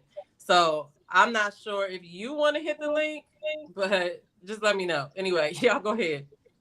Oftentimes when people are trying to defend it or whatever, they just deflect. They just deflect. And all it is a deflect and a monkey wrench. Anytime you actually try to have a conversation in good faith with people who are a part of the community, they refuse to allow the conversation to be structured or to stick to the point. They'll take it all, they'll decenter it and get it, it'll be all the way over here. So when I ask about pedophilia and why nobody ever calls it out or disassociates themselves from pedophilia within the community, first thing they say is, what about all the households with single moms and moms turn the other way? Listen, predators exist within every community. There's not one community where predators don't exist, but that's not what I'm talking about right now. I'm talking about you and your community. Since you feel like y'all get so offended when people who aren't a part of the community call it out, then why aren't more of y'all speaking up? We're talking about children being at risk. And if y'all refuse to say something, how dare you try to gatekeep and act like other people can't call out an issue where children are being affected, the safety of our children are being affected. We're uncomfortable as women having people with penises come in our bathroom, in our sports. Y'all are not going to silence us this way.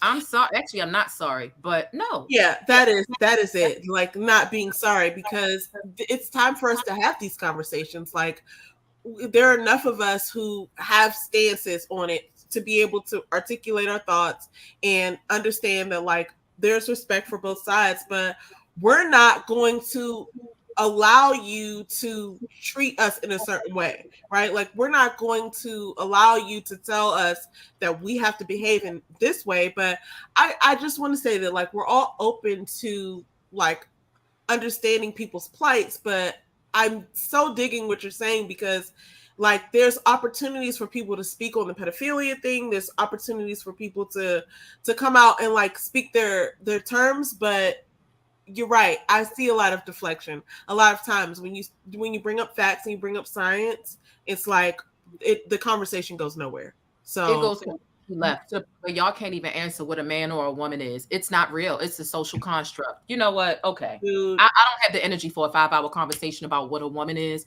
when it's very obvious what it is. Like, come on now. Right. Understood. So we all agree that we're going to do this. Ellen, you crazy, man. We're going to do this panel. We need to plan about this, because I think this is going to be a good conversation. It probably, is going to ruffle some feathers, but I mean, we should be able to talk our opinions as well. So I love Ellen. Shout out to Ellen. That's all I want to say. Yeah, shout out to Ellen. Our panel, I would love to, you know what? This is only the beginning. I feel the passion and I'm ready to have this conversation, but I want to come up with like some structured, like just like topics that we're going to speak to. And I can't wait to do this. You guys, we gotta have this conversation. This is good. I think crazy because y'all birthdays are a day apart, and the way that y'all kind of meticulously think is weird. So it's not weird, but it's like so similar. It's weird that it's gonna be. Wait, whose birthday? My sister's birthday is February 7th. Oh my God, really? Yeah. Yep. February 7th, 1982. That is crazy. But yeah, so we definitely have to do that. I just want to take a moment to shout out On the Spot Live, who also has another channel called I Am That, the single one. She has some original content this past Friday, and I actually won a cash prize, y'all. So she does this game show that she started, and she has men that she's answered, asked questions. And I don't want to give away what it's about, but she can come up here and talk about it if she wants to, but definitely go subscribe to her channel. I will drop it in the link, in the chat, because she's not on that channel right now, but it was original content. It was very entertaining, and I won some money. Okay. All right. No, that's right. That's all I wanted to say. All right, y'all. So look, we're gonna take y'all off. You're gonna hear from one of us or both of us about this panel we getting ready to construct in these next few days, because we need to have this conversation. Thank y'all so much for coming up. Thank you. Yes, thank you, Mocha. Thank you, Jane. Thank you for having us. Thank you so much. I can't wait till the next time we talk to them, because that's going to be dope. And I already have some questions floating in the back of my mind. That's what you and Jane. I got to make sure and Mocha, I got to make sure I do my research on stuff I want to talk about or what I want to say. I'll be having your points so eloquently, like, ready to go. I just be like, okay. You know what I think it is? I don't even know if it's that. I think it's just we just have so many words and we have so many thoughts. And we're like, I heard her whole, I felt her whole like situation, because she was like streaming that soul through a wordplay. It was like spoken word. I love that stage. She's so good. But it also, there's just so many points that she hit. It was like hard for me to even focus on one, because I was like, yes. Like, I can't wait for this conversation, y'all. This is about to be so good for my soul. And you know what? Ellen is hilarious. I got to give it up to Ellen. You know what? My shout out for tonight goes to Ellen, because Ellen is hilarious. She was saying some funny things that made me laugh. I don't even remember exactly where they were. Was it this? Okay, so she's talking. And we even had our first troll in the chat. I feel like that was a troll. I don't even know if that was a troll or not. Sometimes I be thinking about real. Like, are you watching what we're saying? Are you listening, or I don't think so, because and I don't even know how they found us. And I even went to try to like look on my phone and see if they have any like videos up or whatever, but they never do. My thing is like, I remember like 13-year-old me in the AOL chat. And that's what I like to attribute those types of people to. Like, oh, this is a 12-year-old who got a hold of their mom's phone and they're just going to try to press some buttons. No lie. I think I told you about this. I posted a video of like this kickball scenario, right? And the person, like, you got to, it was like one of those things you had to figure out, was the person actually out or not? You know what I mean? Like, it was like something across, like they were running across home plate or something. Yeah. It was between the ball, tagging the person, and did they get him? Did they not? So this little boy commented on my video and was like, "Are you stupid? Something," and he disagreed with whatever I had said, right? And so I sat there for a second, like, this is when I first started my channel, and I was just thinking, who the fuck is this, right? So I go to this channel and I look at him. This is a little stupid little boy.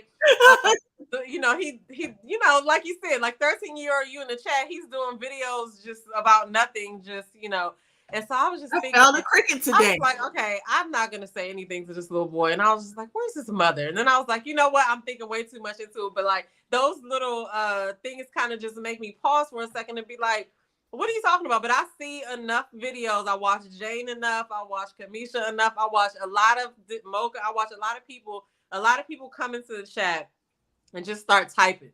They don't red ball back to see what we were talking about or who might have said. They listen to one particular section, I guess, when they enter, and then they comment, because the person never responded again. We were not saying that, we weren't saying anything adversely to what they said. Like, sure. We never talked about having them in our family. You don't know if any of us has them in our family. So certainly do not. And the other thing is like the first thing that they commented was, y'all need to be reported for this mess. Which report me, nigga. Right. Where's the mess? Report me with a W. Oh my God, Donna D's about to pop up and say, I'm sorry. Well, here's the thing. We didn't even get to our other topics tonight, but I had such a great conversation with these women. I'm so excited and I'm so ready to have this panel. Like, I literally think this is the conversation that we need to be having. And I think that, you know, what you focus on expands. And I think the things that we have to say need to be heard, and hopefully they expand into other conversations. So I'm so excited that this was the beginning of it, and that we're going to plan and sort of like not construct, but like, you know, we're going to figure out a way of I'm just laughing at what you said. It's just still playing in my head. Like, what did I say? I don't probably the same thing that Jay laughing at when you was like, when they said that they was going to report this mess. Oh yeah, it was still playing in my head, but no, I definitely agree with you, and I honestly, at the root of it all, like, even though I have my opinion on what I have my opinion on, I still want to learn what's going on too. You know what I'm saying? Like, teach us, enlighten us. You know what I'm saying? Yeah, sure. Don't have to agree, but what I do want to say real quick, we're not going to get into the Ready to Love deep dive. Luckily, we already had our first takes on Friday. The show comes on tomorrow. We will go live right after the show so we can like give you our first thoughts, which I'm kind of glad because then I will have to remember everything today. But what I do want to say though is, I told you the last two people that I think, the two people I think are going to go home tomorrow is Marvin/Adonis or Red. I don't know who it's going to be, but I feel like people are misunderstanding Marvin/Adonis. For those of y'all that don't watch the show, Marvin is a dominatrix. I think that's the right word. He's an erotic author, and he is on this dating show. So he goes by his main personality, which is Marvin, but when he's the Dom, he's Adonis. So of course, Ready to Love has played all of those, you know, comments that he made about that. But apparently he talked about a whole lot, as they usually say, but they never load up the family conversations and anything like that. Now, I will say, y'all remember I said that they had sex talk. Him and Tequila was going to have a sex talk on Instagram, right? It was supposed to happen on the 19th, but it did not happen. But it happened on Wednesday. Now, they did it. I was in attendance. What was I doing? I was studying for my one of my certifications that I'm trying to get to go along with my coaching business. But I was studying, but then I saw the notification. And I said, "Oh, you know, let me, you know, I like to support people. Let me go ahead and drop it here. Let me share it. Let me give a like or whatever." So I did that, but I stayed for the whole conversation and I learned a lot. Okay. First of all, I have a picture to send you from his Instagram so you can see an example of what he does. Did you see that video last week? I don't think so. No. Okay, I'll send it to you. So I stayed. Now it was you. And then I stayed now. Tequila. Hold on. Let's not even let that go. I stayed now. That's what she's telling me. I stayed, y'all. And you're going to understand in a minute when I tell you. I'm going to tell y'all a little bit of it, okay? It was very much sex. It was the sex talk was the perfect name for it, okay? Tequila was there. Tamasha was there. She was the young lady that asked a whole bunch of questions, asked them a whole bunch of good questions last time. And I think she's also known Tequila for a while before the show. And then this other girl, I think they're in a Facebook group about the show. And there was this other girl that came up there that had been talking to them previously. And they must have gotten into fetishes and stuff like that. Okay. So long story short, I really do like Marvin. Marvin they're really doing him a disservice. They're doing him a disservice showing only his Dom stuff. Which that's interesting too, because he's created a business around it to where he has shows and he has, you know, products and he has the whole, you know, a whole thing that he does. Okay. And people line up to see it and you know, there's a whole community for it. But they're nice man from the second episode or the third episode. Okay. Listen, like a nice man. they are doing this man a disservice. So Marvin is him. The Dom is Adonis. Okay. So last night we got Adonis. Okay. Oh, so shit. Adonis is a Libra. You know what I'm saying? Which, do what you will with that. But he can sing.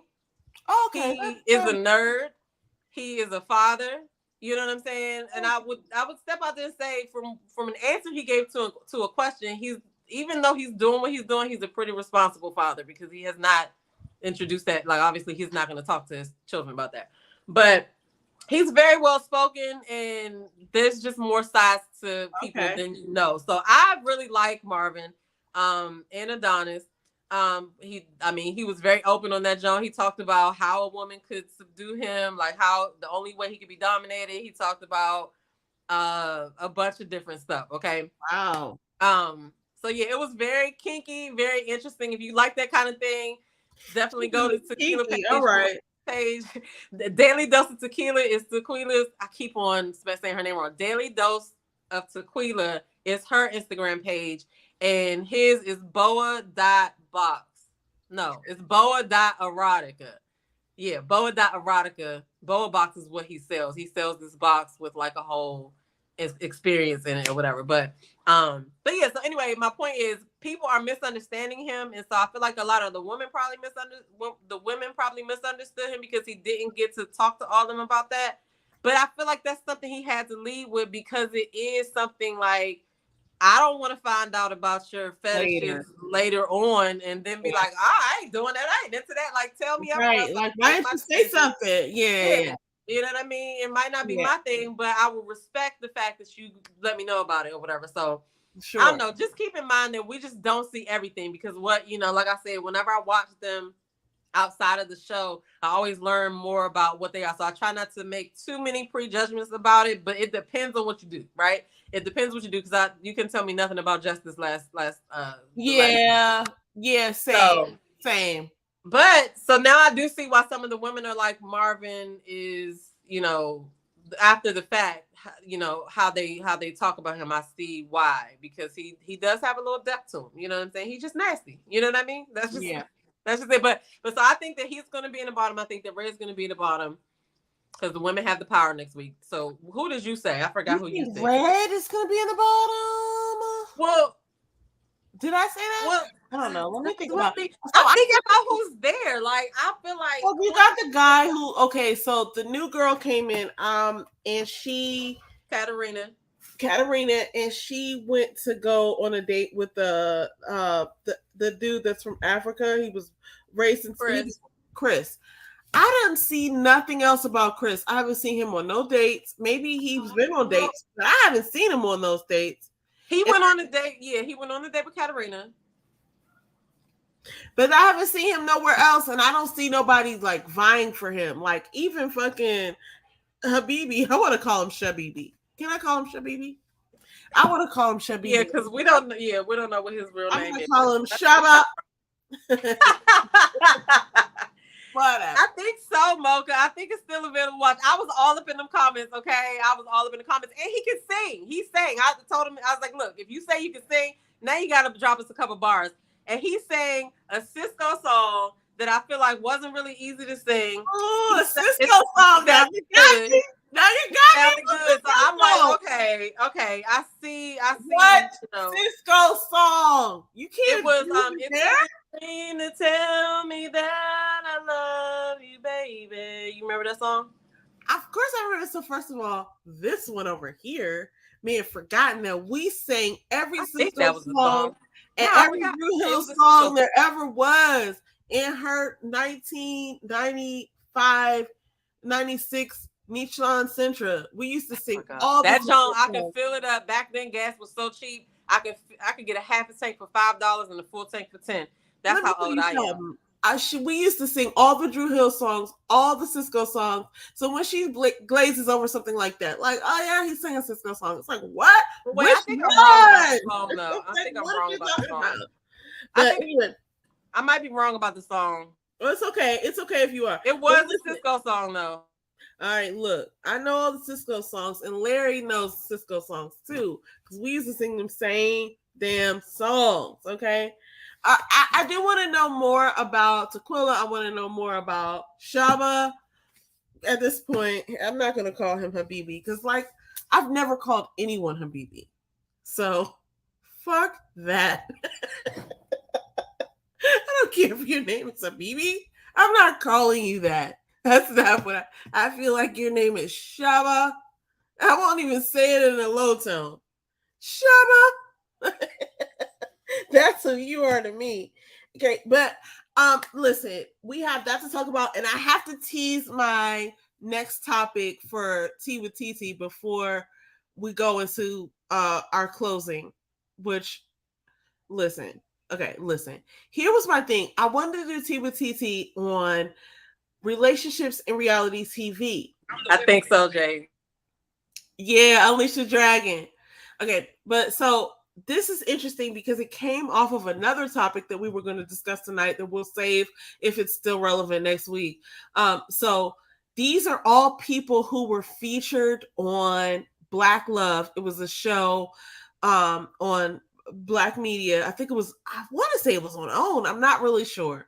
But this show, Black Love, featured some of the couples that were, prevalent while that show was airing, all of which who are now split, right? So like this is Hollywood Unlocked showing us all of the people who have split. Most recently, it is Tina Knowles and Richard Dawson. Now, I happen to be, a former Beehive member, so I know all of the details behind Mr. Richard Lawson and Miss Tina Knowles. Lord. They were friends way before they became lovers. They were friends before they got married to their former mates. And he has his daughter. Okay, anyway, we're not going to talk about all this right now because there's way too many details that I know that I feel compelled to tell that probably are not even relevant.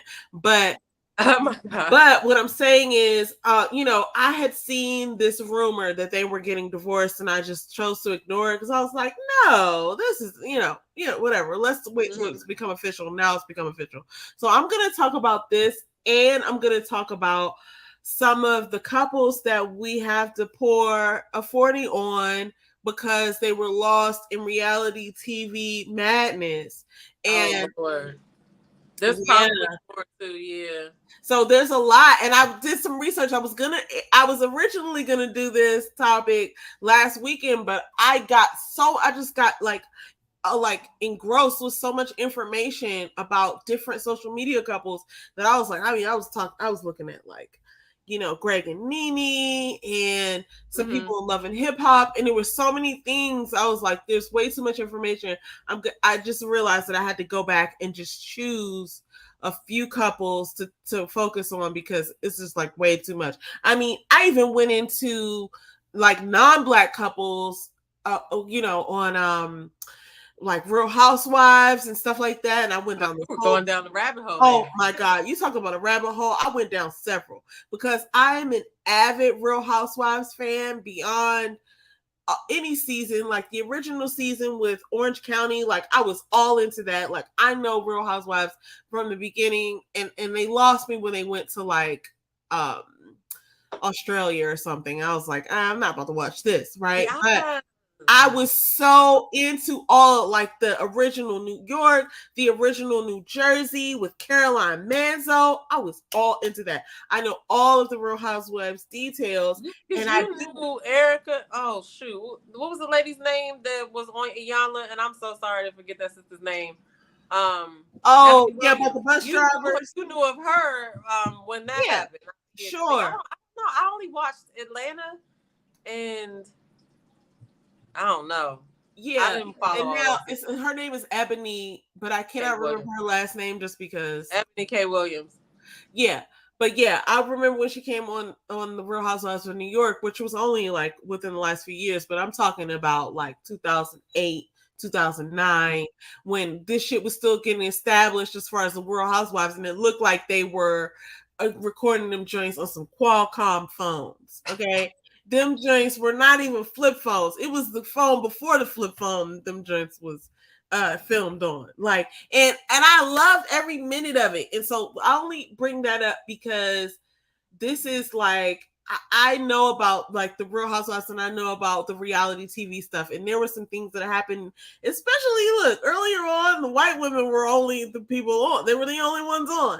But I saw some things that were like, oh, is this reality TV, or are they just showing this because they're there, or is this like a side effect of doing this on TV, right? And like there have been men who have committed suicide. There's been a lot of stuff. Okay, like this reality TV stuff is that's morbid.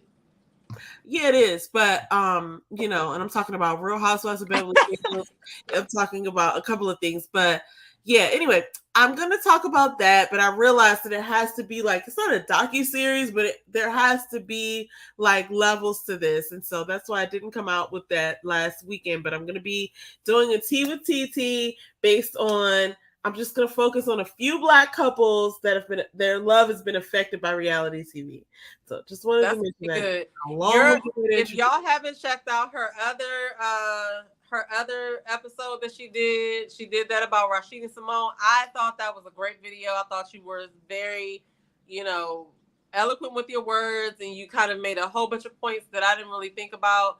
And it was a nice video. Like, you weren't bashing them. You weren't, you were actually giving some good advice from a married person, no less. So that was really good. So yeah, I just want to say thank y'all for rocking with us today as we bumble through all of these topics, because I feel like I started out very fast talking in the beginning because I was just thinking about all the stuff that we had to talk about. But I enjoyed this conversation. Shout out to the Plaintiff Jane who came up here to bless our panel. Shout out to Mocha Mima Media TV who came up here to bless our panel as well. And we are going to come up with that good conversation that we're going to plan. This is something I just had to put up there. Plaintiff Jane's talking about the Richard Dawson and Tina knows. Miss Tina files to make sure he doesn't get spousal support too. He was in over his head. That's right. The sell-all book. Yeah, he was in over his head, and I have so many things. We probably need to have a conversation about that offline. But there's so many things that went into that whole relationship. The fact that they had a friendship before that, and they were, like in cahoots. And they weren't in cahoots, but like I feel like they actually. Anyway, I feel like an old person because I didn't even know that she had gotten remarried to somebody else. Oh my gosh! And so does he not favor Matthew Knowles? First of all, Matthew Knowles went and had 2 whole public affairs. Yeah, I remember that, but I didn't marry another person. But yeah, I didn't follow it enough to see that she got married. But do they not favor each other, or am I tripping? Who favors each other? Ronald, what's his name? The guy she just divorced. Richard Dawson, no. Richard Dawson. I don't think he does. I think that I have to go back and look. I think he's way more good looking than Matthew Knowles. And Matthew Knowles, albeit he's like a genius. Like he did that. Okay, like he got those girls to a level, and he knew what to do. He's a great, manager and business person. He used to work for Xerox, and I mean, those were 2 of his daughters were in the group, so he might as well. Oh my God, really though? Oh. But listen, he did that. They made a whole Beyonce. I'm not saying anything bad about them, but Richard Lawson was on the creep mode squad, okay? And there were certain levels that were hit. Anyway, we're gonna talk about that on Tea with TT. Yeah. Weekend. Yeah, that's gonna be good. So if y'all are not subscribed to the Decent Right Sisters channel, we only have like 8 subscribers over there. We only have Matthew Knowles is not zaddy, okay? We only have 8 subscribers over there, but that's what she's gonna be doing her Tea with TTs because we want to try to build that channel up. However, I will share it to my page community wall as well when she goes live, because it was a great, her first one was great, and this was probably going to be better as well. You better put some respect on Matthew's name. Jay said he looks a lot better than Matthew, in my opinion. He's a fine old man, while Matthew looks like a former car mechanic or a bus driver. When she emphasized bus driver, she might as well underline that shit. But my thing is this.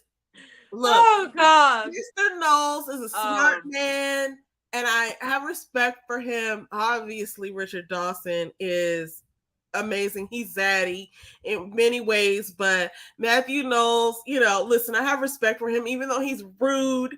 He does speak the truth. I can't be mad at that guy. But I wouldn't call him a car mechanic. He looked like a car mechanic. No, I do see that. Car mechanic now. Man, and I don't have any, put some oily overalls on him and he fits that bill. No, okay? He's more like the manager of the car. Like, he's such a dick. He's an asshole. Like, Matthew Knowles is an asshole, but he's like one of those, like, he's an acceptable asshole. It's just like, you won't believe this asshole I work with at my day job. And you just go into describing some man who's like, crass and weird, but also has poignant moments at times, but you don't really like him and you would never want to be stuck in a room alone with him or like on the elevator. You know what I mean? It's like, that's Matthew Knowles. It's just like, oh, he know what he be talking about, and he be closing deals, and he be, like bringing money into the company, and I'm glad to have him as a coworker, but at the same time, I don't want to be on the elevator with this nigga after 5 p.m. You know what I'm saying? I don't ever want to be like in line for coffee with this nigga. You know what I mean? Like, I don't want to talk to him, but he all right, but he ain't cute. He ain't like Mr. Lawson. Mr. Lawson got some swag. You know what I'm saying? These niggas is old as shit. That was my point when I was talking about what Mocha was talking about regarding these women who are getting pregnant by these non-zaddy ass motherfuckers. It's like, you just got tricked for no reward. You know what I mean? Anyway, that went all the way left. Anyway, everybody. Read James' comment. He was a good man. Oh my God, Mocha! Oh my God! Y'all are gonna make me feel myself. Look, shoot! What did I do? No, so here's what's upsetting about this comment. Don't you go back up to Mocha's comment real quick, because I have something to point out about that comment. This one? Yes. The word "still." Look at James' comment too. Oh my God. Same. And I'm 32. Oh my God. Y'all cannot be bending over her rim. Did y'all see that episode of Being Mary Jane? Was it that the one? I don't remember. But, he's a great actor. And I love his daughter. And I love Matthew's totally the manager of AutoZone. Yes, he is. Matthew Knowles is so a manager. He gives I can't. Circuit City vibes. You know what I'm saying? Pro tip, secret though. Them ugly men be having some good peen. Perhaps. They be having some good benefits, and they be, knowing how to split the bill evenly. We don't know. Oh my God. We don't know. Them dudes be wild too. But anyway, listen, I had a great conversation. I had a great time with y'all tonight. Y'all are in the comments. A great conversation, a great live. Again, like I said, shout out to our panel guests today, the Plainest Jane and Mocha Mima Media TV. I can't even talk. Subscribe to their channels. Also, On the Spot Live, subscribe to her and subscribe to her other channel, I Am the Single One. Okay. We're going to be back here tomorrow right after Ready to Love, so we can give y'all our fresh thoughts on what happens. This is episode 4. A lot didn't happen already, so ain't no telling what's going to happen, but we will see. Oh my God, no, you cracking up about the comments. These comments are seriously crazy. Let's get through the rest of them though, because they are funny. Ellen is hilarious. Oh my God. I would give Matthew discount on the parts. I love that. Them non-fine men that we overlook be having some good sessions. Pretty men will let you down in the bedroom. So I do agree with that. It's you know what I'm saying? True. I do agree with that, but I agree with that. I'm gonna leave it there. Right, not split the bill evenly. Yes, just split the bill evenly. They be real smart when it comes to that. I like AutoZone. They smart over there. Yes. Listen, they didn't help the sister out a time or two, but I don't know if I can. I don't know. We're gonna see. Look, I'm looking. I think he got to be real. He got to have a real special personality. You know what I mean? Oh my God. Look, I had a great time with y'all tonight. Y'all are hilarious. I can't wait. We're getting ready to go right into the planning of this panel because we need to have this conversation. And tomorrow night, we're going to come on for at least 20 minutes, probably more, with our like immediate reaction to Ready to Love tomorrow night's episode. So I hope y'all are there for that. Probably around, what is it normally, like 9:15, 9:30? I say 9:30 is a safe bet. We're going to be right online. If anybody has to rewind it or anything like that, yeah, 9:30 is a safe bet. But yeah, so I still got to cook tonight. Well, I might not cook. What y'all having for dinner? He's in there right now cooking some wings and some vegetables and stuff. I'm like, dude, that's right. Look, we doing this in person next week, so let me know what he's gonna cook, y'all. I go over there to do this show live. When I do go over there, sometimes I can't because of time constraints of what's happened throughout my day, but I go over there because I love my sister. You know, obviously I love you too. I miss you. Her husband be whipping up these vittles.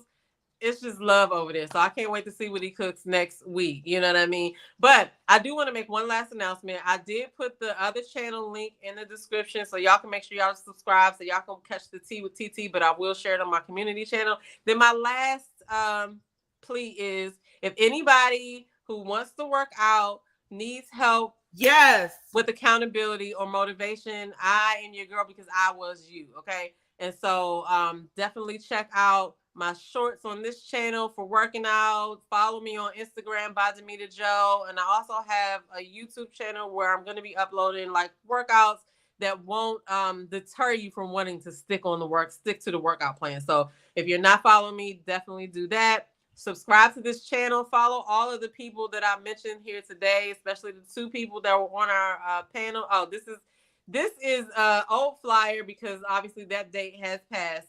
We're going to push it to August 1st. However, that is the coach, Jasmine from Say It Fitness, who I'm collaborating with. We are doing an ultimate ab makeover challenge. Now, just because it say ultimate ab makeover challenge does not mean that you have to have abs or that you will walk away with abs, because I'm not going to walk away with abs. You know what I'm saying? But what you will walk away with is the consistency of moving your body to get to. Yes. Okay, that's what we're going to do. All right. So ignore that date on there. But if you don't do nothing else, follow me on Instagram. That's where my fitness content is. If you're on TikTok, I'm over there as well. I do share some of my workout stuff on this channel, but this isn't my workout channel. It's actually called By Demita Joe. But Instagram and Facebook and TikTok is where it's at. Okay. But that's all I have to say. I need to figure out what's going to be for dinner because I don't feel like cooking right now. Oh my gosh, you better DoorDash something. You know, I'm going to just stick with the tea with TT for now. I've got a lot of things going on, but I'm so excited. I'm just literally thinking about this panel that's about to go down. So I'm so excited for that. I've put up a few Yes I'm a Unicorn videos, but honestly, my next one's going to be all the way out of whack because I'm going to be talking about the makeup brushes that I got from Sigma Sale. And that has nothing to do with planning or getting your life together, but that's what I'm excited about this week. So as long as it makes you happy, you know what I'm saying? Yes. There's a community for that too. Jane probably knows all about that because I'm telling you, her videos back in the day used to be about her, you know, doing makeup because she's really good at it. So now we have some more comments that we have to read. After we read these comments, we are really going to get out of here. I'm really leaving this time. Your girl is hungry, okay? And the longer I wait, the worse, the more likely it is that I'll make a bad choice tonight. And I can't afford to make a bad choice. So yeah. Anyway, go ahead. Let's read this. Where did we stop at? You said, okay, we were talking about Richard can get it. Lord have mercy. Jane says some of the most stand-up men I know are medium ugly. Not all the way ugly, but I definitely overlook worthy.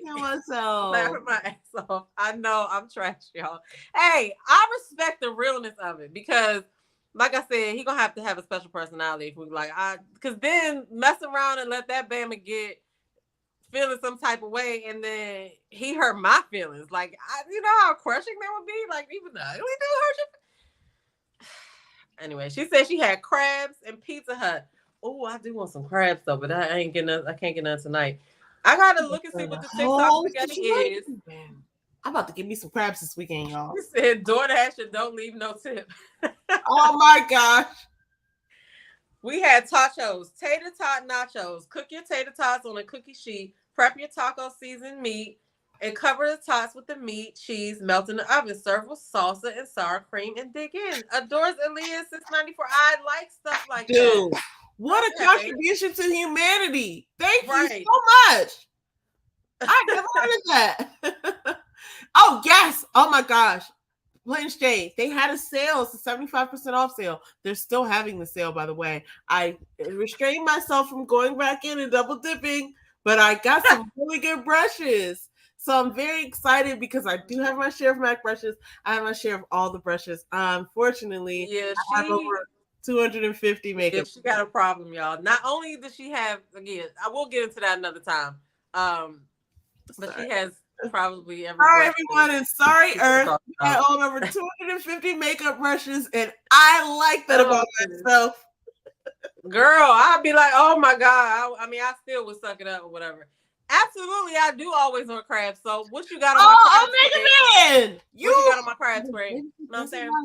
This is the person who he used to have to go to my crabs. I'm just saying, like, no, I'm telling the chat. He used to have to go on the mission to get my crabs. Hey, yeah. Let's get some crabs today. And he would go some crabs this weekend, y'all. We should get. He done cut me off now though, so I don't get no crabs or whatever. Okay. But he don't want to donate to the crab leg fund, the crab fund, Whatever. the crab leg. I'll take either or. You know what I'm saying? But you know.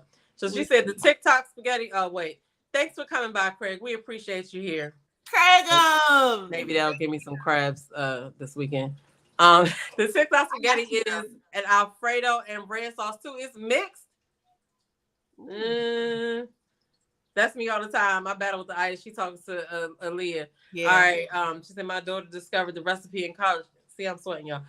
My daughter discovered the recipe in college, and we wear it out every few weeks. Yeah, I'm gonna have to try those tater tots. You gonna buy me one crab? Bite and pass. First of all, you don't bite crabs, so no. So that just let him know right now. Come on now. All right, yeah, y'all. I gotta check this out. The mixed. Is it good though? Okay, Mocha said it's too good. All right, y'all. This is where we're gonna end it. Your girl's hungry. We're getting ready to go and have our dinner, guys. Meet us back here tomorrow. Basically 24 hours from now, where we're gonna be going over our takeaways and our hot takes from Ready to Love. And we're so excited, and we're getting ready to start on this. We got to get this panel together with Mocha and with Planet James. We got to do this thing, y'all. We got to have this conversation. We got to start these conversations. So thank y'all so much for watching tonight, and we'll see y'all tomorrow. Yes. Make sure y'all like, share, and subscribe. We'll see y'all tomorrow.